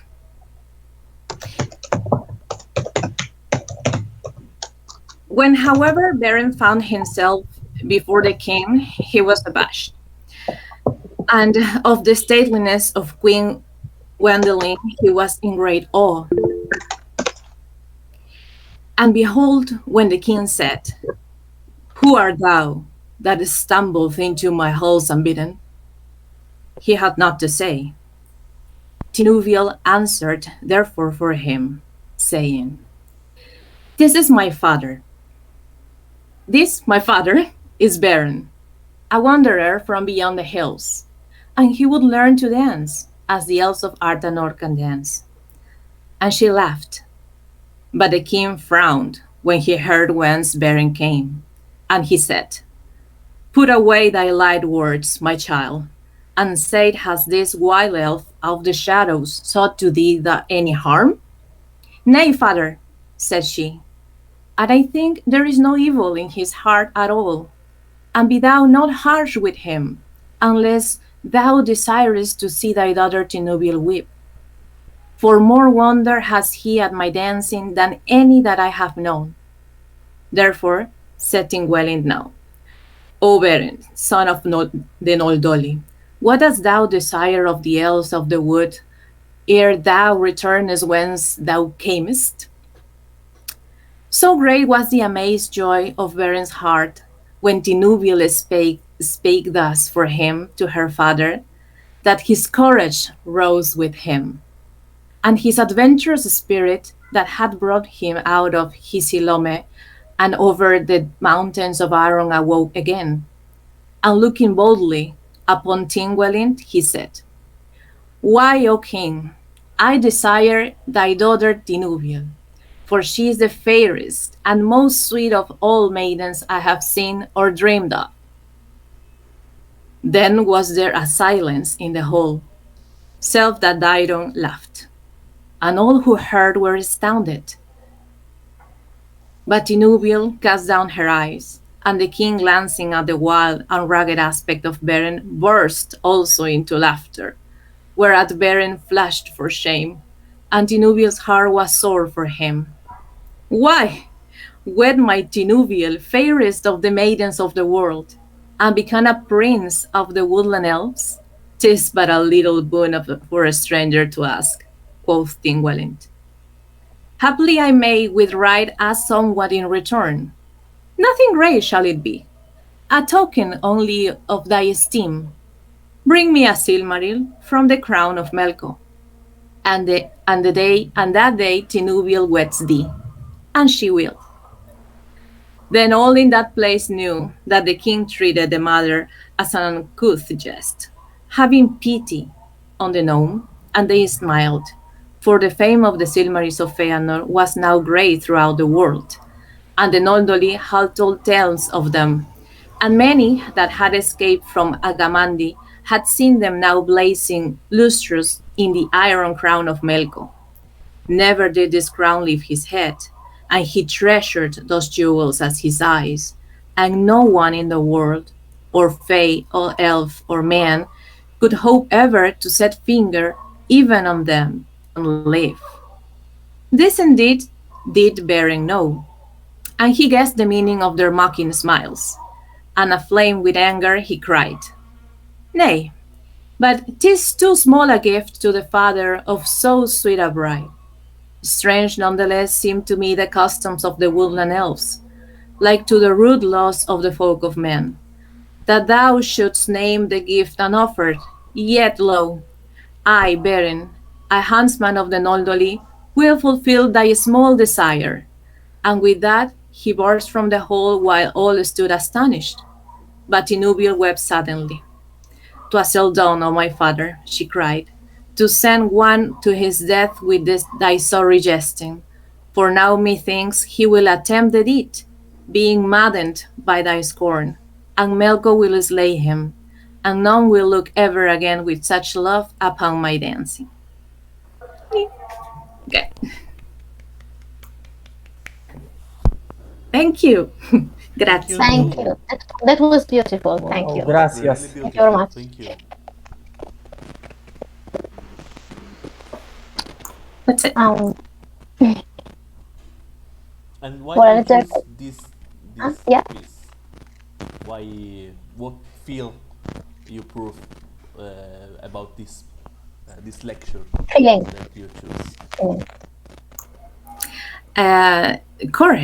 Courage, because the kind words of Tinuviel, Luthien, gave Beren the courage to ask the king for her heart. I am very romantic, so I really like Good. the part of the courage. Thank you again. Sorry about the English. Oh no, don't worry. Don't worry. Hablo inglés porque entré a la sociedad peruana de Tolkien, de mi país, por el inglés, porque, bueno, hablo inglés y yo enseño inglés, entonces me interesa todo Tolkien en inglés. Pero como quiero aprender italiano, entonces lo segundo es italiano. Okay, thank you. I'm speaking English. Muito I obrigado. don't understand a word in Spanish. Mentira! I mean, maybe a little because they're both Latin languages, but I don't speak Spanish, so Beh, es muy similar a la lengua sarda, a la lengua de Cerdeña, yeah. porque Sure. Bravo. en Cerdeña muchos siglos nosotros fuimos parte del Imperio de España. Entonces la lengua sarda es muy similar. Yo he estudiado el español a la escuela media más que 10 años antes, y entonces no lo hablo bien, pero lo puedo entender un poquito. Sí, lo hablas bien. Sì, sì. Eu falo português, Ok. tá? Então tá bom. Anyone else wants to read something? Federica, Diana, ma magari puoi leggerci qualcosa? Oppure abbiamo altri brani noi, come Un backup. oppure Stefania. Vi posso leggere una poesia in inglese così mi ricollego al tema di Caterina? Volevo dire, dunque, questa poesia si riconnette benissimo al tema di Caterina, quello della musica, perché questa è una poesia che recita, è una canzone in realtà. Sam canta nella torre quando va a cercare Frodo e vediamo che i due hobbit si riconnettono attraverso la musica e che Sam riacquista speranza e coraggio proprio cantando. E qui ci ricolleghiamo anche a anche vi vorrei leggere un passo scritto in un saggio di Chesterton. Noi sappiamo che comunque il pensiero di Chesterton era molto conosciuto a Tolkien e poi è un pensiero insomma cristiano da cristiani. Stefania, scusami, ogni tanto la tua voce va e viene. Non so se dipende da come sei avvicinata, non lo so. È la connessione, è la connessione. Vabbè, dai, proviamo. Non farci niente. Ok. Allora, la speranza era lusina un cliché, finalmente appena disperata, ma è solo quando tutto è disperato, la speranza comincia a diventare vera forza, come tutte le istituzioni e tanto ragione alle quante indispensabile. E questa è la poesia. In western lands, beneath the sun, the flowers may rise in spring, the trees may bud, the waters run, the merry finches sing. Or there may be this cloudless night, and strange beaches bare, the elven stars a jewels white, amid the branching air. For here at journey's end I lie, in darkness buried deep, beyond all towers strong and high, beyond all mountains steep, above all shadows rise the sun, and stars forever dwell. I will not say the day is done, nor be the stars farewell. È bello, è bello. Sì, infatti. Grazie. Ripartiamo? Michela, col tuo secondo brano? Sì, io la più banale. Aspetta. Non esiste banale. Lì e l'Hobbit. Io. No, avrei voluto fare altro, però ve l'ho detto, non ce l'ho fatta. Perché per altri brani magari comunque mi sarei dovuta un attimino preparare, rileggere cose. Comunque, allora, l'altro brano è il capitolo intero, sedicesimo di L'Hobbit, un ladro nella notte. Ah, che bello. L'ho scelto per il semplice fatto che Bilbo, questo è il capitolo in cui viene raccontato come Bilbo, dopo aver trovato l'Arcangenna dentro la montagna e dopo averla rubata al drago Smaug, la nasconde per paura che in qualche modo Thorin possa cambiare. Di conseguenza, per quanto mi riguarda, è un atto sia di amicizia, sicuramente, nei confronti di Thorin, perché preferisce in qualche modo tradire la sua compagnia, quella che ormai era diventata la sua compagnia, ed è anche un atto di coraggio, in quanto sa secondo me bene cosa lo aspetta una volta nascosta e soprattutto portata l'Arcangenna a quelli che erano, diciamo, gli avversari, cioè gli elfi in quel caso,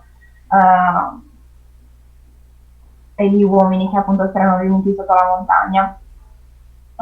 Quindi ecco, per questo l'ho scelto. E poi anche secondo me appunto un atto nobile, perché in qualche modo vuole salvaguardare l'amicizia con Thorin, però appunto cercando di difenderlo, anche se poi Thorin non lo capirà da subito, lo capirà secondo più avanti. Ok, leggo. Allora, un ladro nella notte. I giorni seguenti furono lenti e faticosi. I nani passavano gran parte del tempo a vagliare il tesoro e a metterlo in ordine, e a un certo punto Thorin parlò loro dell'arcangemma di Thrain, ordinando di cercarla in ogni angolo. Perché l'arcangemma di mio padre, disse, vale più di un fiume tutto d'oro, e per me non ha prezzo. Dell'intero tesoro reclamo come mia soltanto quella pietra, e mi vendicherò di chiunque la trovi, e la tenga per sé. Bilbo di quelle parole si spaventò, chiedendosi cosa sarebbe successo se avessero trovato la pietra, avvoltolata nel fardello di cianfrusaglie scompagnate che usava come cuscino. Taglia non disse niente, poiché tra le crescenti fatiche di quei giorni nella sua piccola testa aveva cominciato a formarsi un piano. Le cose procedevano così già da un po'.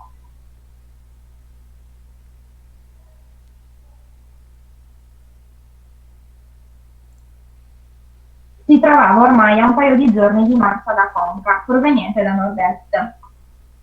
Ma non possono raggiungere la montagna senza essere visti, disse Roa, e temo che ci sarà battaglia nella vallata. Non credo che sia un evento auspicabile. Pur essendo di una razza tenace, è improbabile che Dane e i suoi abbiano la meglio sull'esercito che vi assedia.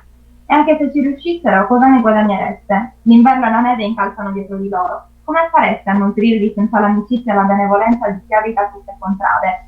Il tesoro sarebbe la vostra morte, anche se il drago Smaug non c'è più. Ma Thorin non si intenerì. L'inverno e la neve morderanno sia gli uomini sia gli elfi, disse, e le loro truppe rischiano di trovare insopportabile la permanenza in quella vallata. Con i miei amici alle spalle e l'inverno addosso, forse saranno di umore finite quando verranno a parlamentare. Quella notte Bilbo prese una decisione. Il cielo era nero e senza luna. Appena il buio fu completo, raggiunse l'angolo di una stanza interna proprio dietro l'ingresso e tirò fuori dal suo fardello una corda e l'arcangemma avvolto in un straccio.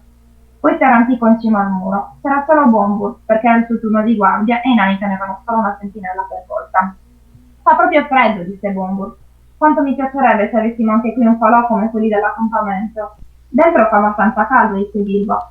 Vorrei ben dire, ma io sono costretto a stare qui fino a mezzanotte, brontolò il grosso nano. È una gran seccatura, non che mi azzardi a criticare Thorin, che la sua barba diventi sempre più lunga, ma è sempre stato un nano molto rigido nelle sue decisioni. Meno rigido delle mie gambe, disse Bilbo. Sono stufo di scale e passaggi di pietra. Non so quanto darei per sentirmi l'erba sotto i piedi. Io non so quanto darei per sentirmi un liquore forte nella gola e per avere un letto soffice dopo una buona cena. Queste cose non posso dartele finché dura l'assedio, ma è passato tanto tempo dall'ultima volta che sono stato di guardia, e se ti fa piacere finirò il turno al posto tuo. Stanotte non ho nessuna voglia di dormire. Sei una brava persona, signor Baggins. Accetto volentieri la tua offerta. Se ci fosse qualcosa da segnalare, svegliami per primo, mi raccomando. Andrò a svegliarmi nella stanza più interna sulla sinistra, non lontano da qui. Vai pure, disse Bilbo. Ti sveglierò a mezzanotte, così potrai svegliare la prossima sentinella. Appena Bombur se ne fu andato, Bilbo si infilò l'anello, annodò la corda, cavalcò il muro e si calò giù. Aveva circa 5 ore davanti a sé. Bombur avrebbe dormito, riusciva ad addormentarsi in qualsiasi momento, e dopo l'avventura nella foresta cercava sempre di riuscire a fare i magnifici sogni che aveva fatto allora. E gli altri erano tutti affascinati con Thorin. Era improbabile che qualcuno, sia pur figlio o figli, uscisse sul muro finché non fosse arrivato il suo turno. Il buio era fitto e Bilbo, dopo aver lasciato il nuovo sentiero, scendendo verso il corso interiore del fiume, faticava a orientarsi in quel percorso sconosciuto. Infine raggiunse l'anca da cui era possibile passare sull'altra riva, per poi recarsi all'accampamento come aveva intenzione di fare. Lì il letto del fiume era basso ma già largo, e guardarlo al buio non fu facile per il piccolo hobbit. Era quasi arrivato dall'altra parte quando scivolò su una pietra rotonda e cadde con un tonfo nell'acqua fredda. Riuscì ad arrampicarsi sulla sponda, rabbrividendo e sputacchiando, quando ecco alcuni elfi emergere dal buio e alzare le lanterne cercando la causa di quel rumore. Non può essere un pesce, disse uno, deve esserci una spiato intorno. Nascondete le luci, aiuteranno più lui che noi, se quella sarà una creatura che disconosce il servo dei nani. Serve un corno, premette Bilbo, e a metà del treno fece un violento starnuto e subito gli elfi fossero verso di lui. Fate luce, disse l'hobbit, eccomi qua se mi volete, e toltosi l'anello sbucò da dietro una roccia. Gli elfi lo afferrarono prontamente, nonostante la sorpresa. Chi sei? Sei l'hobbit dei nani? Cosa stai facendo? Come hai fatto ad arrivare fin qui, eludendo le nostre sentinelle? chiesero uno dopo l'altro. Sono il signor Bilbo Baggins, rispose lui, compagno di Thorin, se così volete saperlo. Conosco di vista il vostro re, anche se forse lui non sa come sono fatto. Ma Bard si ricorderà di me, ed è proprio Bard che voglio vedere. Ma guarda un po', disse l'Aurora, e quali sarebbero i più affari? Quali che siano, sono affari miei, cari elfi, ma se desiderate tornare ai vostri boschi da questo posto triste e freddo, continuò l'Hobbit rabbrividendo, portatemi di forza vicino a un bel fuoco, dove possa asciugarmi, e fatemi parlare al più presto con i vostri capi, ho soltanto un'ora o due a disposizione. E fu così che, circa 2 ore dopo la fuga dalla porta, Bilbo si ritrovò seduto accanto a un fuoco caldo davanti a una larga tenda, e con lui sedevano, fissandolo con curiosità, sia il re degli elfi sia Bard. Per loro era una novità vedere un hobbit con armatura elfica, parzialmente avvolto in una vecchia coperta. Dovete sapere, stava dicendo Bilbo con il suo stile più persuasivo, che la situazione si è fatta insostenibile. Per quanto mi riguarda, sono stufo dell'intera faccenda. Vorrei tanto essere di nuovo a Ovest, a casa mia, dove la gente è più ragionevole. Ma ho un certo interesse in questo affare, un 14°, per essere precisi, secondo una lettera che, per fortuna, credo di aver conservato. E tirò fuori da una tasca della sua vecchia giacchetta, che indossava ancora sopra la cotta di maglia, sgualcita e più volte ripiegata, la lettera di Thorin che a maggio era stata messa sotto l'orologio sulla mensola del suo cammino. Parlo di una mera parte dei profitti, badate bene, continuò, ne sono consapevole. Per quanto mi riguarda, sono disposta a considerare con attenzione tutte le vostre rivendicazioni e a detrarre dal totale quanto è giusto, prima di avanzare le mie richieste. Comunque, voi non conoscete Thorin Scudo di Quercia quanto lo conosco io. Vi assicuro che è pronto a star seduto sul suo mucchio d'oro per tutto il tempo che voi sarete seduti qui, a costo di morire di fame. Ebbene, lo faccia, disse Bard. Uno sciocco del genere non merita che di morire di fame. Certo, disse Bilbo, capisco il suo punto di vista, ma l'inverno è calza a gran velocità, tra non molto avrete la neve e chissà cos'altro, e i rifornimenti saranno difficili, anche per gli elfi, immagino. E ci saranno altre difficoltà. Non avete sentito parlare di Dain e dei nani dei colli ferrosi? Sì, molto tempo fa, ma cosa hanno a che fare con noi? Domandò il re. E proprio come pensavo, a quanto pare sono imposte sulle informazioni che a voi mancano. Posso dirvi che Dain è a meno di 2 giorni di marcia da qui e ha con sé almeno 500 nani agguerriti, molti di loro sono veterani della terribile guerra degli orchi e dei nani, di cui avrete senz'altro sentito parlare. Quando arriveranno ci saranno guai grossi. Perché ci dici queste cose? Intendi tradire i tuoi amici o intendi minacciare noi? Domandò Bard stranamente. Mio caro Bard, stucchi Bilbo, non essere così avventato.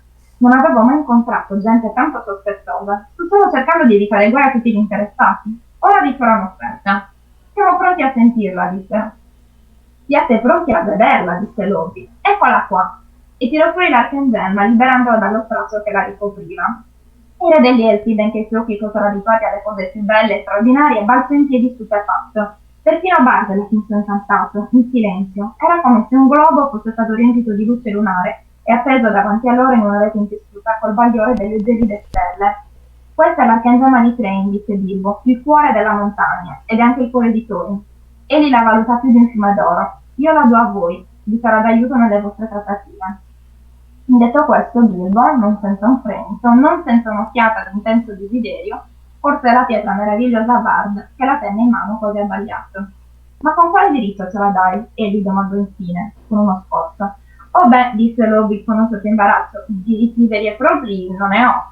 Ma beh, sono disposto a darvela in cambio di ciò che vi ho chiesto, ecco. Posso anche essere uno scassinatore, o così dicono loro, personalmente non mi sono mai considerato tale, ma sono uno scassinatore onesto, spero, più o meno. Comunque, adesso tornerò indietro e i nani potranno farmi quello che vogliono. Spero che l'arcangemma vi sia utile. Il re degli elfi guardò Bilbo con nuovo stupore. Bilbo Baggins, disse, tu sei degno di indossare quell'armatura da principe elfico più di tanti che l'hanno portata su maggior grazia. Ma mi chiedo se Thorin Scudo di Quercia la penserà così. La mia conoscenza della razza di nani è forse più vasta della sua. Ti consiglio di rimanere con noi, e tu sarai onorato e 3 volte benvenuto. Grazie infinite, ne sono sicuro, disse Bilbo con un inchino, ma sarebbe ingiusto abbandonare così i miei amici, dopo tutto quello che abbiamo passato insieme. E poi ho promesso di svegliare il vecchio bombo a mezzanotte. Devo proprio andarmene, e in fretta. Nonostante le insistenze, non riuscirono a trattenerlo, perciò gli assegnarono una scorta, e quando se ne andò, sia il re sia Bard lo salutarono con grande rispetto. Mentre Bilbo e i 2 elfi che lo scortavano attraversavano il campo, un vecchio avvolto in un mantello scuro si alzò dalla soglia di una tenda dove era seduto e si avvicinò. Ben fatto, signor Baggins, disse il vecchio, dando a Bilbo una pacca sulle spalle. Come al solito sei più in gamba di quanto si possa immaginare. Era Gandalf. Per la prima volta dopo tanti giorni Bilbo fu davvero felice, ma non c'era tempo per tutte le domande che voleva fargli. Ogni cosa a suo tempo, disse Gandalf. La vicenda aveva già termine con un sbaglio di grosso. State per affrontare un brutto momento, ma non scoraggiatevi. Probabilmente riuscirete a cavarvela. Succederà qualcosa di cui neanche i porri hanno sentito parlare. Buonanotte. Perplesso ma rifrancato, Bilbo corse via. Fu accompagnato a un guado sicuro e raggiunse l'altra riva senza bagnarsi. Poi, saluto gli elfi, iniziò a inerpicarsi verso la porta, badando a non fare rumore. Cominciava a sentirsi terribilmente stanco, ma la mezzanotte era ancora lontana quando scalò il muro arrampicandosi sulla torre. Era ancora dove l'aveva lasciata. Giunto in cima, la slegò e la nascose. Poi si sedette sul muro, chiedendosi ansiosamente cosa sarebbe successo. A mezzanotte svegliò Bombur, poi si raggomitolò nel suo angoletto senza badare ai ringraziamenti del vecchio nano, aveva la sensazione di non essere meditati. Di lì a poco si addormentò, dimenticando ogni preoccupazione fino al mattino. Per la precisione, sognò uova e pancetta. Grazie. Era tutto il capitolo, sì. Sì. Era bello lungo. Florio, se ce la vuoi leggere, tanto siamo solo noi, quindi in teoria possiamo switchare come vogliamo. Adesso siamo tutti curiosi di sapere, quindi... Guardate, è una cosa che mi ha lasciato veramente senza parole, perché mentre io stavo leggendo il mio brano, mi è arrivato un messaggio al cellulare, ed era una mia amica spagnola che non conosce Tolkien, non sapeva che oggi è il Tolkien Reading Day, e mi ha regalato una versione online dei Hobbitus Ille, che è la versione in latino dello Hobbit. Quindi praticamente questa cosa mi ha lasciato, come dire, abbastanza basito. Latino antico o latino moderno? Latino, l'unico Bello. latino che esiste, quello. Preferisco il greco. Sì, io ce l'ho quel libro. E quindi, insomma, se volete potrei leggere il capitolo primo dello Hobbit, che è quello che ho davanti appunto adesso. In latino. In latino, sì. In favore del multilinguismo di cui abbiamo parlato prima, abbiamo letto in Dai. spagnolo, in inglese. Sono romanzi, quindi possiamo andare direttamente avanti. Io ce l'ho quel libro. Come? Sì, io ce l'ho quel libro da un po' di ce anni l'hai tutto? anche. Sì, ce l'ho. Bene. Io invece no. È uscita come una versione gratuita, cioè l'autore l'aveva fatto uscire come una versione gratuita e poi è stato stampato e messo anche in commercio, quindi lo puoi trovare anche nelle librerie per averlo proprio di carta. Io adoro la copertina perché è fatta come se fosse un mosaico, quindi richiama proprio tutta l'arte romana, no? Quindi- Sì. Devo cercarlo perché io ne avevo sentito parlare all'università facendo i corsi di composizione latina, che in realtà mi avevano detto che che per certe parti la traduzione è un po' terrificante. Bene, allora torniamo un po' indietro Un po'. Anche nel tempo. nel tempo, insomma, perché di fatto dipende un po' dagli stati, però torniamo un po' indietro, riavvolgiamo il disco e torniamo alla traduzione in latino dello Hobbit, di cui ho davanti a me adesso il primo capitolo. In casa subterra sita, Hobbitus habitat. Multi hobbiti in casis subterra sitis habitant. Sedic Hobbitus, Hobbitus noster, casam optimam et pulcherrimam habet. Nomen huic Hobbito est Bilbo Baggins. Guarda, sembra sardo. Beh, sì, diciamo che le somiglianze, insomma, non sono poche. Odie Bilbo, come sai meglio di me, ecco. Odie Bilbo in orto prope casam qui escit. Bilbo senem qui in via ambulat spectat. Senex magnum petasum gerit, et longum paculum in manu tenet. Quis est ille homo novus? Bilbo anxius secum cogitat. Subito Senex avvia ad Bilbonem accedit et eum salutat. Salve, Bilbo ei inquit. Sede mecum in terra et quiesce. Tecum quiescere non debeo, Senex Bilboni respondet. Nam necesse est mi Hobbitum querere. Cupio invenire unum Hobbitum, qui multas terras novas videre vult. Bilbo diutacet, et de verbis senis cogitat. Tu mei commotus respondet, sed obiti terras novas nunquam videre cupiunt. Obitis valde placet domi manere, et cum amicis cenare. Senex diun il dicit. Bilbo tandem eum rogat. Quis est Senex? Quod nomen est tibi? Sum Gandalfus, Senex respondet. Tu es Gandalfus, Bilbo exclamat. Nam Gandalfus est magus notissimus. Fabulas de te semper in taberna audio. Cur tu hic in colle nunc es?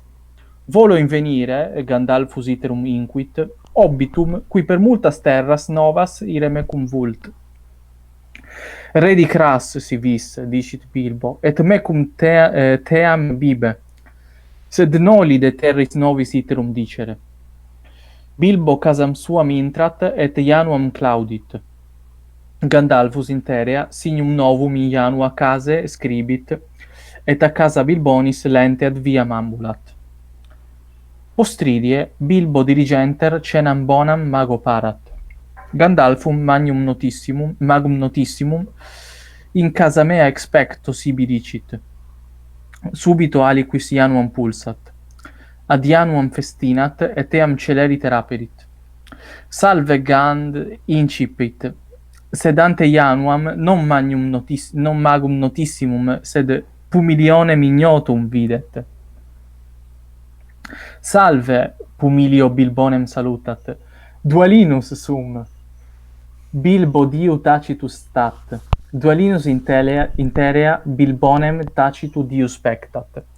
Tandem Bilbo intra si vis, invitus inquit. Et mecum cena. Dualinus cum Bilbone casam intrat. Mox aliquis iterum Januam pulsat. Bilbo iterum ad Januam festinat. Tandem Gandalfus adest, Bilbo dicit. Sed iterum non Gandalfus, sed alter Pumilio ante casam stat. Sum Balinus dicit. Per Januam Balinus Dualinum videt. Salve Dualine, salutat, et casam Bilbonis intrat. Bilbo multos amicos habet, et eos valde amat. Sed qui sunt i duo Pumiliones sibi ignoti? Cur in casa eius sunt? Team ad Dualinum et Balinum portat. Mox aliquid iterum Januam pulsat. Gandalfus Bilbo sibi inquit. Sed iterum non est. Duo novi Pumiliones Bilbonem nunc salutant. Cilius sum, uno ex seis exclamat. Et hic filius est. Casam statim intrat et Januam claudunt. Bilbo non letus cibum Cilino et filio tradit. Mox Bilbo alium sonum audit et iterum Januam aperit. Quinque Pumiliones ante se videt, Dorius et Norius et Orius et Tuinus et Gruinus. Bilbo nunc iratus omnes per Januam in casam ducit et ad eos team et cibum portat. Ubi est ille magus, Bilbo miser neminem rogat. Omnes Pumiliones multum cibum consumunt, et multam team bibunt. Mox aliquid Januam fortiter pulsar. Bilbo lente Januam accedit, et eam iratissimus aperit. Ante eum stant quatuor Pumiliones. Post eos stat Gandalfus. I homines sunt bifur et bofur et bombur et Torinus. Gandalf inquit et ridet. Nunc omnes adsumus. Gandalfus et quatuor amici casam intrant. Bilbo team immensa ante magum ponit. Non team, Gandalfus dicit, sed vinum cupio. Et ego quoque, Torinus exclamat. Bilbo cenam aliam parat. Post cenam Pumiliones Carmen pulcrum cantant. Per Carmen narrant longam fabulam de magno thesauro a Pumilionibus olim rapto. Cantant de ingente dracone malo, qui nunc in antro suo thesaurum Pumilionum custodit. Nobis est necesse ire, nostrum thesaurum invenire, in antro draconis mali semper furibus parati. Dum pumiliones cantant, Bilbo de magna terra cogitat et ridet. Cogitat de collibus et montibus, de undis et maribus, de arboribus et silvis, etiam de thesauro pumilionum et dracone, de gladis et astis et bello. Subito Bilbo novas terras videre valde vult. Sed mox de colle et de casa sua et de bonis amicis et optimis cenis iterum cogitat, et iterum domi manere et cum amicis cenare cupit. Subito omnes Bilbonem spectant. Volo omnes pumiliones et etiam Gandalfum me et casam meam statim relinquere et nunquam redire secum cogitat. Sed nihil dicit, nemo tamen aut eum aut casam eius relinquit. Immo Torinus surgit et dicere incipit, tacete omnes, Gandalfus inquit. Ceteri tacent et Torinum diligenter audiunt. Gandalf, pumiliones, Dominus Baggins, adsumus in casa amici cari et comitis boni, illius obiti Bilbonis Baggins. Comes, Bilbus secum cogitat. Ego, illud verbum ei non placet. Opus est consilio Torinus pergit. Mox iter nostrum incipiemus. Sed hoc iter est nobis magnum periculum. Fortasse nunquam redibimus. Fortasse nos omnes etiam Bilbo mox mortui erimus. Bilbo subito clamat et ad terram cadit. Pumiliones celeriter surgunt et ad eum festinant. Bilbo in terra iacet et per territus nunquam redibimus et mortui erimus. Sibi inquit. Ceteri eum a terra tollunt et ad lectum portant. Est obitus sepe commotus, Gandalfus dicit, et pumiliones a lecto ducit. Sed est obitus optimus, credemi. Bilbo in lecto manet, sed ceteros audire potest. De Bilbone dicunt. Gloinus inquit, mea sententia, Bilbo comes malus erit. Clamor eius draconem excitare potest. Si in antro draconis iterum clamabit, draco eum et nos statimo pugnabit. Anc casam intravi, quod signum Ianua vidi, sed mea sententia hic obitus fur bonus non est. Mox Bilbo electo surgit, et dicere incipit, te Gloinum audire possum. Tu putas me esse comitem malum, tu putas me furem bonum non esse, sed fur non sum. Neque est signum in mea Ianua, ego sum tamen obitus fortis. Signum in Ianua tua est, Gandalfus subitus interpellat. Ego ipse signum in Ianua tua scripsi, magus iratus est. Id scripsi amici, quod mea sententia Bilbo fur optimus erit. Fur est, quod ego puto eum furem esse. Gloine, sede et tace. Bilbo, portat me lucernam, nam lucem cupio. Gloinus statim sedet et tacet. Bilbo lucernam invenit, et eam ad mensam portat. Gandalf cartam geographicam immensa ponit. Omnes circum mensam stant, et cartam diligenter spectant. Ecce, Gandalf inquit, mons draconis. In carta est magnus mons, prope montem est parva pictura ingentis draconis. Sed Torinus statim dicit, non necesse est nobis cartam geographicam spectare, Gandalfe. Hic mons est notus mii, et nobis omnibus. Etiam terra quae circum montem iacet nobis nota est. Est pictura draconis in carta, Balinus inquit, sed facile est draconem invenire, eum vitare difficile est. Sed specta manum in carta scriptum. Gandalfus respondet, manus ostendit Ianuam occultam. Quae in montem ducit, ec Ianua vobis ignota est. Sed montem et antrum draconis per anc Ianuam intrare possumus. Bene, poi ecco, continua per alcune pagine, però penso che possiamo fermarci qui, così per avere anche un assaggio di questa versione un po' particolare che mi è arrivata oggi. Bellissimo, grazie. Sì, grazie di avercelo letto. Ciao Splendido, Fede. è stato meraviglioso, mi è piaciuto tantissimo. Sì, Ciao Fede. Bene. ciao Grazie, Federico. grazie Florio, un mio amico. Ciao. Io l'altro brano che ho scelto è un brano, siccome il primo era molto, molto speranza, poco coraggio, questo è molto coraggio, poca speranza, nel senso, a livello di livelli. Ovvero è il brano in cui gli Ent decidono di scendere in guerra e attaccare Isengard. Quindi, come dire, il coraggio di un popolo che è sull'orlo di una crisi, dato che non ci sono più lentesse. E tra l'altro, leggendo il brano, piccolo incipit, piccolo inciso, del Ritorno del Re, scusami, più avanti, quando arriva Gandalf, Gimli, eccetera, c'è Barbarbero che gli fa: mi raccomando, se vedete delle lentesse fatecelo sapere, perché attualmente siamo tutti nella merda. Comunque, grazie. Quindi, va bene. Davvero? Non sto scherzando. Non con queste parole. È stata da censurare questa puntata. Però effettivamente mischini, non c'hanno lentesse. Comunque questo è Però colpa loro se non ce li hanno, perché qua c'è una grande lezione di vita che abbiamo. Che cosa ci stanno dicendo gli Ent e le Entesse? Anzi, ci stanno dicendo le Entesse nel canto degli Elfi, perché era un canto degli Elfi, non degli Ent, ricordatevelo bene.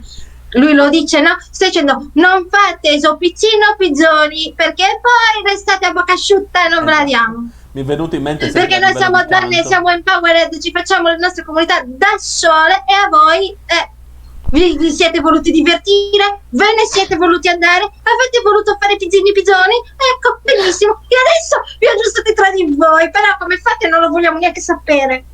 Esatto. E dopo Questa è la questo- lezione che ci stanno dando le Entesse. Se un uomo non si vuole sistemare, mollalo, no. finché si aggiusti poi. È sicuramente una Bisogna- lettura vecchia.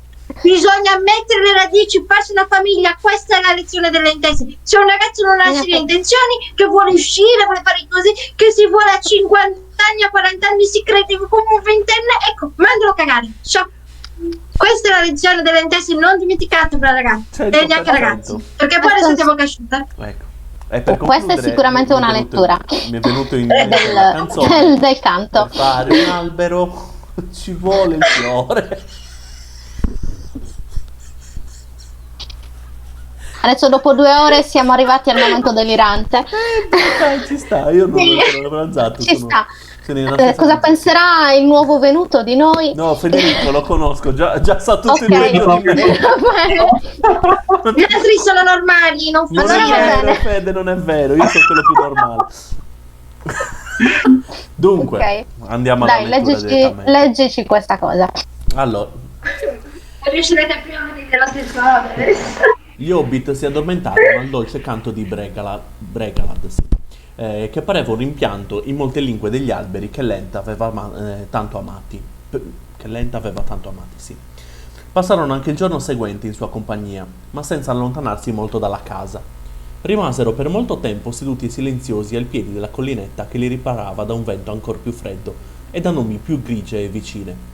Rari furono i raggi di sole, mentre da lontano giungevano le voci degli Ent della consulta, voci che si innalzavano e scemavano, prima forti e possenti, poi fiocche e tristi, a volte incansanti, a volte lente e solenni, come un momento. Venne la seconda notte e il conclave di Ent ancora era riunito, sotto nubi fuggenti e stelle che apparivano e sparivano. Giunto il terzo giorno, gelido e ventoso, all'alba le voci degli Ent si levarono in un immenso clamore e poi si spensero lentamente. Man mano che il mattino avanzava, il vento diminuì e l'aria si fece greve di tensione e di attesa. Gli Hobbit si accorsero che Bregalad ascoltava adesso attentamente i rumori che venivano dalla consulta e che per le loro orecchie erano molto fiocchi. Venne il pomeriggio e il sole, dirigendosi verso le montagne d'Occidente, proiettò dei lunghi raggi gialli tra le fessure delle nubi squarciate. D'un tratto, intorno a loro ogni cosa tacque. L'intera foresta attendeva in silenzio. Anche le voci degli Ent, ben inteso, tacevano. Che significava? Bregalad era in piedi, teso ed eretto, rivolto a nord, verso Tondovallo. Allora si udì un grande fracasso e un urlo possente risonò. Ra, uam, ra! Gli alberi tremarono, chinandosi come colpiti da una raffica di vento. Vi fu un'altra pausa e poi cominciò a suonare una marcia simile a un solenne rullo di tamburi. Al di sopra del rombo e dei tuoni si elevarono voci dal canto forte e possente. Veniam, veniam, col rombo di tamburo, turundaram truom. Gli enti stavano arrivando e il loro canto diventava sempre più vigoroso e vicino. Veniam, veniam, con corno e con tamburo, turunara rom. Bregalad prese in braccio gli hobbit e uscì di casa a gran passi. Poco dopo videro la fila che marciava avvicinandosi. Gli enti avanzavano a due con ritmo cadenzato e discendevano il pendio nella loro direzione. Barbarbero era in testa, seguito da una cinquantina di compagni che tenevano il passo e battevano il tempo, percuotendosi il fianco con una mano. Quando furono vicini si poté scorgere il bagliore lampeggiante nei loro occhi. Om, eccoci qui con un tuono, eccoci qui finalmente, vociò Barbarbero vedendo Bregaland e gli hobbit. Coraggio, unitevi a noi, stiamo partendo per Isengard. Per Isengard! Tuonarono le molte voci degli Ent. Per Isengard! Isengard, anche se sei protetto da un maledetto, da monti e da ponti, noi faremo i conti.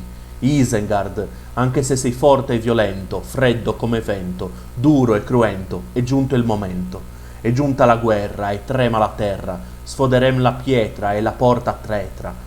Bruciano il tronco ed il ramo, e noi andiamo, e noi marciamo, con passo più duro di sasso, più greve di masso, con tono cavernoso e basso. A Isengard portiamo sconquasso e fracasso, sterminio e distruzione, scompiglio e perdizione. E così cantando marciarono verso sud. Bregalad, con gli occhi che gli brillavano, si inserì nella fila accanto a Barbarbero. Il vecchio Ent riprese allora gli hobbit e li pose a sedere sulle proprie spalle, facendoli in tal modo cavalcare orgogliosamente in testa alla truppa inneggiante, col cuore che batteva forte e il busto fiero ed eretto. Pur prevedendo che qualcosa sarebbe accaduta prima o poi, Merry e Pipino erano strabiliati dalla trasformazione subita dagli Ent, improvvisa, quasi come l'irrompere dell'acqua, a lungo trattenuta da una diga.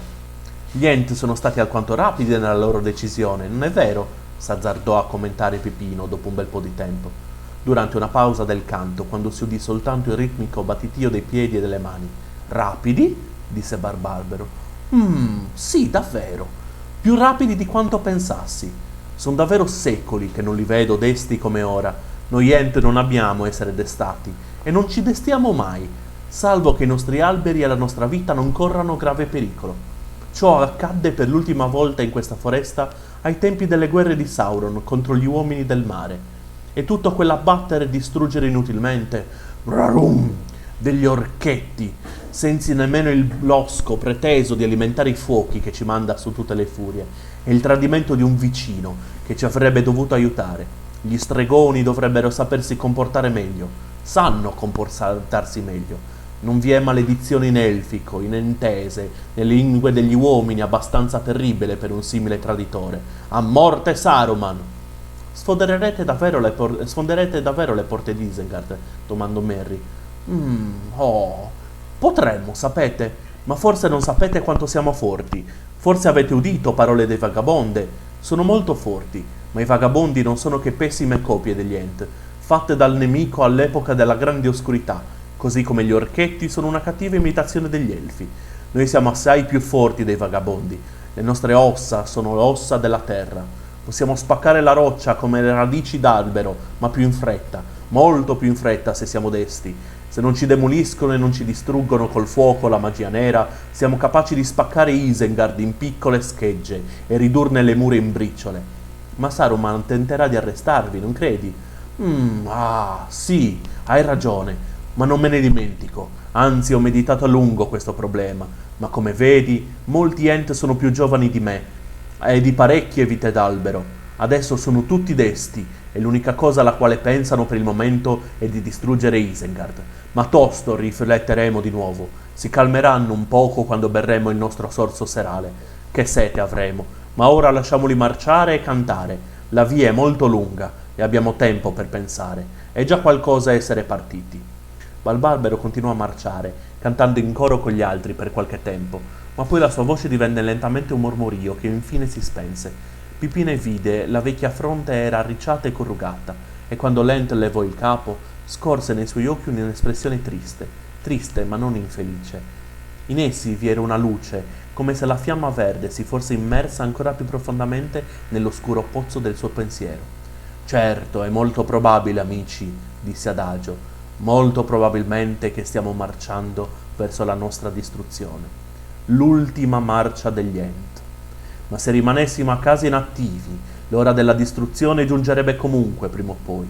È un pensiero che da tempo ormai cova nei nostri cuori. Per questo adesso ci siamo messi in marcia. Non è stata una risoluzione frettolosa. Ora almeno l'ultima marcia degli Ent sarà degna di una canzone. Ahi, sospirò. Può darsi che aiuteremo le altre genti prima di scomparire. Tuttavia mi sarebbe piaciuto vedere avversari ciò che i canti dicono a proposito dell'entesse. Avverarsi ciò che i canti dicono a proposito dell'entesse. Avrei desiderato ardentemente rivedere i film Bretil. Che vedete, amici, le canzoni come gli alberi portano frutti solo a tempo giusto e a modo loro, e a volte avvizziscono anzitempo. Gli Ent avanzavano a gran velocità, erano discesi in una lunga piega del terreno che si abbassava verso sud e attaccarono la scalata dall'alta e ripida scarpata occidentale. I boschi si diradarono a poco per lasciare il posto a sparse macchie di betulle e infine ai nudi pendii ove cresceva soltanto qualche pino spaurito. Il sole tramontò dietro l'oscuro colle che si ergeva dinanzi a loro. Venne il crepuscolo grigio. Pipino si voltò a guardare, il numero degli Ent era aumentato.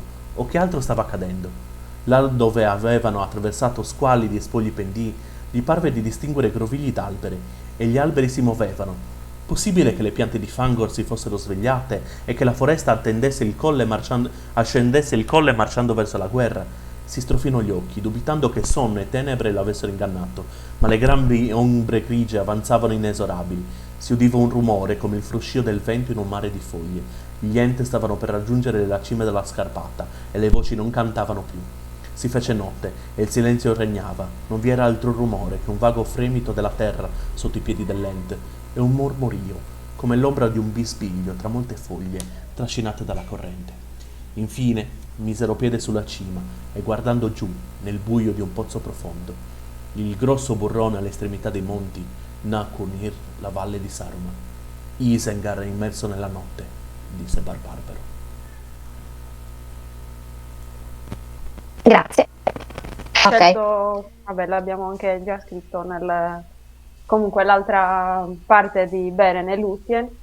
Infatti, quando ha letto l'altro ragazzo pensavo mi stesse rubando la parte, invece no. Comunque anche qua appunto la vicenda si risolve grazie al canto di Lúthien, che è perché appunto Lúthien cantando smuove la pena di Mandos, che appunto poi le porge, diciamo, le due scelte. Oh, scusate. Ok, a posto. E poi comunque comprende sia la speranza nella musica che anche il coraggio, perché la scelta di Lúthien penso sia una scelta tra le più coraggiose, di rinunciare a una vita immortale per amore. Quindi niente, leggo. Riportarono Beren Camlost, figlio di Barair, su una lettiga fatta di rami con Muan, il cane al suo fianco. E la notte scese prima che rientrassero in Menegroth.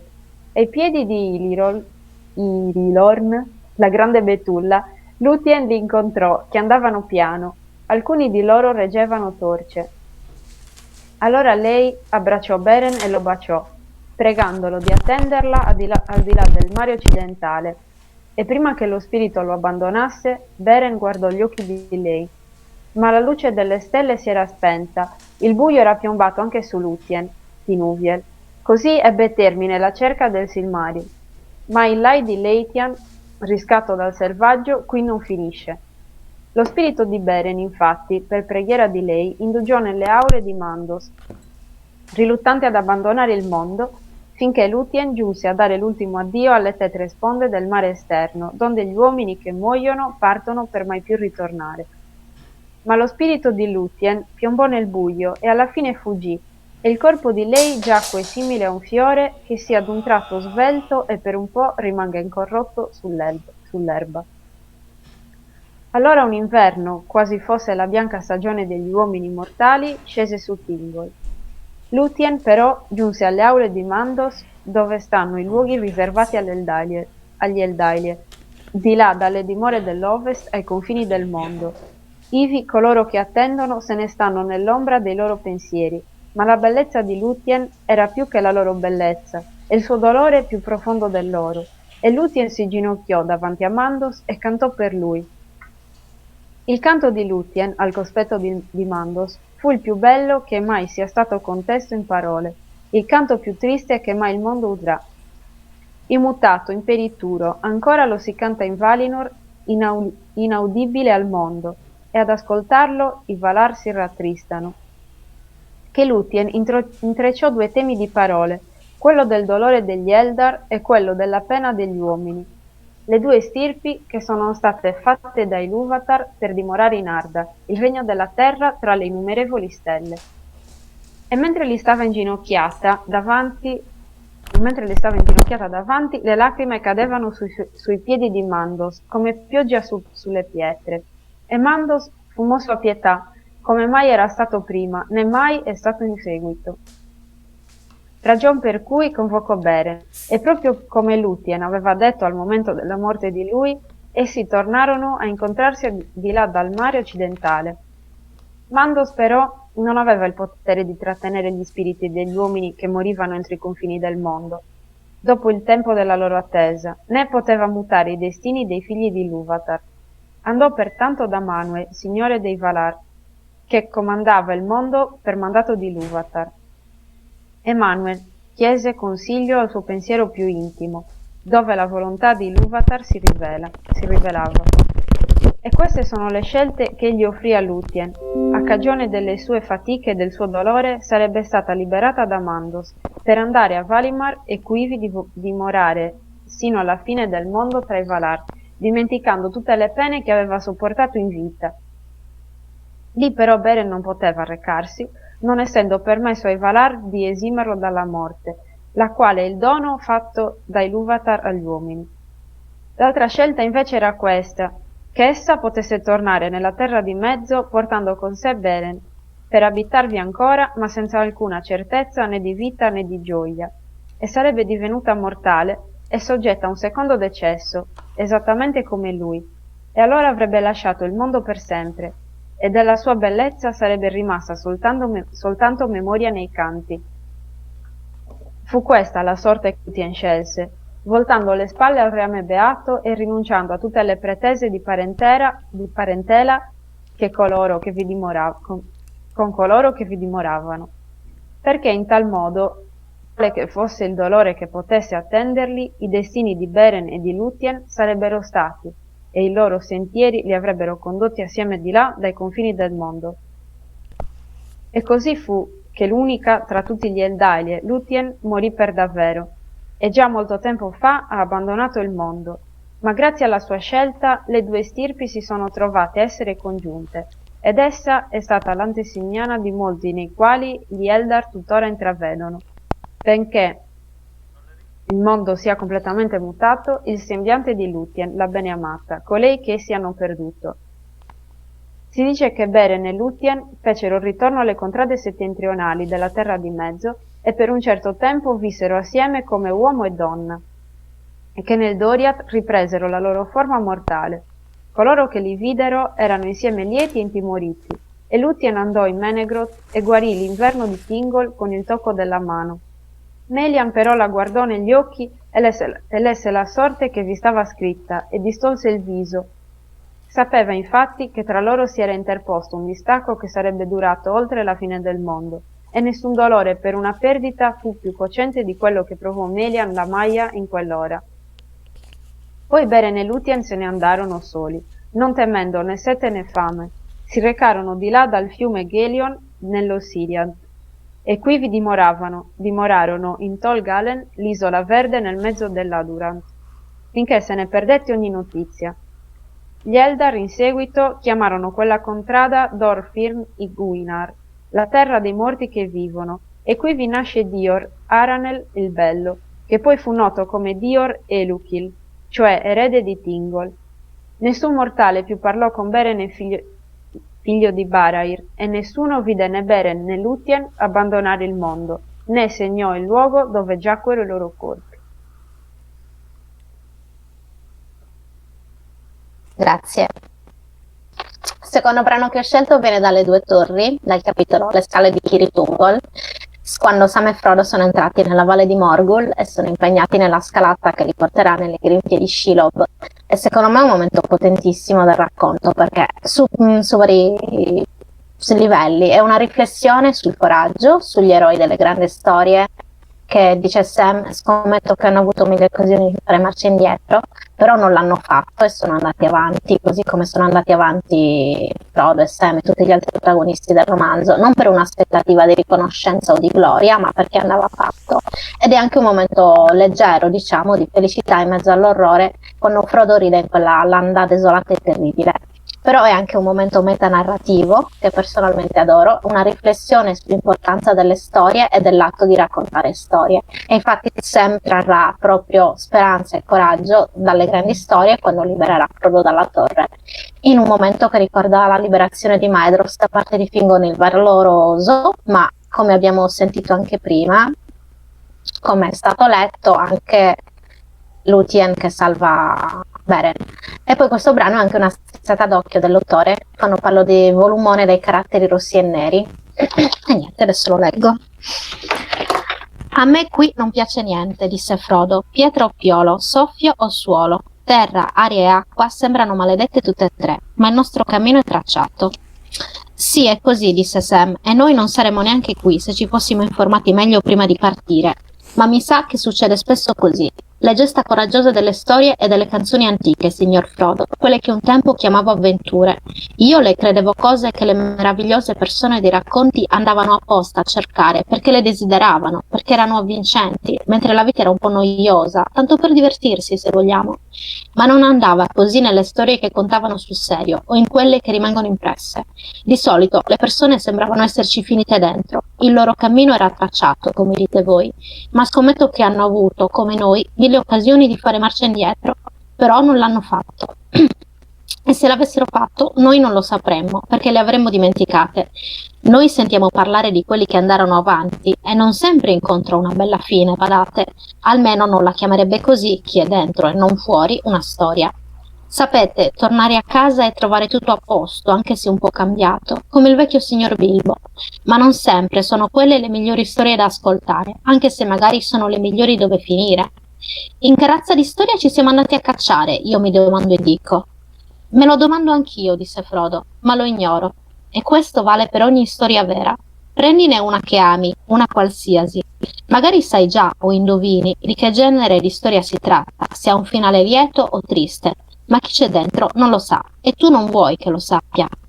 No, signore, non sia mai. Beren, per dire, non pensava mai di prendere quel Silmaril dalla corona di ferro a Tangorodrim, però lo fece, e quello era un posto peggiore e un pericolo più nero del nostro.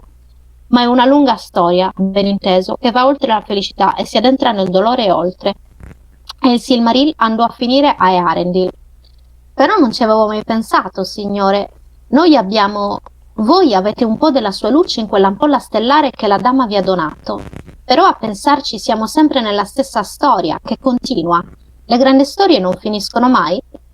No, non finiscono mai come storie, disse Frodo. Chi c'è dentro invece viene e se ne va quando la sua parte è finita. La nostra finirà prima o poi, forse prima. E allora ci potremo riposare e dormire, disse Sam, e ridacchiò fra i denti. Aspiro solo a quello, signor Frodo, al riposo puro e semplice, a una bella dormita e al mattino svegliarsi e mettersi a lavorare in giardino. Purtroppo al momento non spero altro. Tutti i grandi progetti importanti non fanno per quelli come me. Eppure mi domando se un giorno finiranno per mettere anche noi nelle canzoni o nelle storie. In una già ci siamo, d'accordo, ma io intendo espressa in parole, capite, raccontata vicino al caminetto o letta in un volumone dai caratteri rossi e neri anni e anni dopo. E la gente dirà, parlateci di Frodo e dell'anello. E dirà, sì, è una delle mie storie preferite. Frodo era molto coraggioso, vero papà? Sì, ragazzo mio, il più celebrissimo degli Hobbit, scusa se è poco. Scusa se è troppo, disse Frodo e scoppiò a ridere, una risata lunga e cristallina, venuta dal cuore. In quelle regioni un suono così non si sentiva da quando Sauron era giunto nella Terra di Mezzo. A un tratto Sam ebbe l'impressione che tutte le pietre stessero in ascolto e le alte rocce chine su di loro. Ma Frodo non se ne curò, rise di nuovo. Sai una cosa, Sam, disse, ascoltarti mi rende felice come se la storia fosse già scritta, ma hai tralasciato uno dei personaggi principali, il prode semplicio. Parlami ancora un po' di Sam, papà. Perché non l'hanno fatto parlare più spesso, papà? Ecco che cosa mi piace, mi fa ridere. E Frodo non avrebbe fatto molta strada senza Sam, vero, papà? Ma insomma, signor Frodo, disse Sam, non dovreste metterla in burletta, io ero serio. Anch'io, disse Frodo, e lo sono tuttora. Stiamo correndo troppo. Io e te, Sam, siamo ancora bloccati nel frangente peggiore della storia, ed è assai probabile che taluni a questo punto dicano «Adesso chiudi il libro, papà, non abbiamo più voglia di leggere». «Forse», disse Sam, «ma io non lo direi. Le cose fatte e finite, entrate a far parte dei grandi racconti, sono diverse». Beh, perfino Gollum potrebbe far bella figura in un racconto, sempre meglio che averlo accanto in ogni caso. A dargli retta, un tempo i racconti piacevano anche a lui. Chissà se si prende per l'eroe o per il cattivo.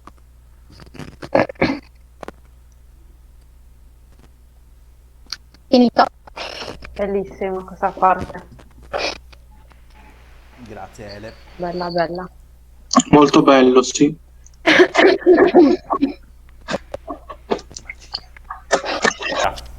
Possiamo dire Ele che appunto abbiamo concluso qui l'evento. Grazie a tutti quelli che sono passati, che hanno condiviso appunto i momenti con noi, quelli che ci hanno salutato, hanno contribuito a questo Tolkien Reading Day. Grazie a tutti voi per essere rimasti fino alla fine qua. Niente, quindi al prossimo evento ricordatevi di iscrivervi, seguirci su Facebook, Instagram, attivare la campanellina, tutte le cose social che adesso si fanno in questi frangenti. E grazie ancora e buona serata, gente. Alla prossima. Grazie a tutti. Ciao.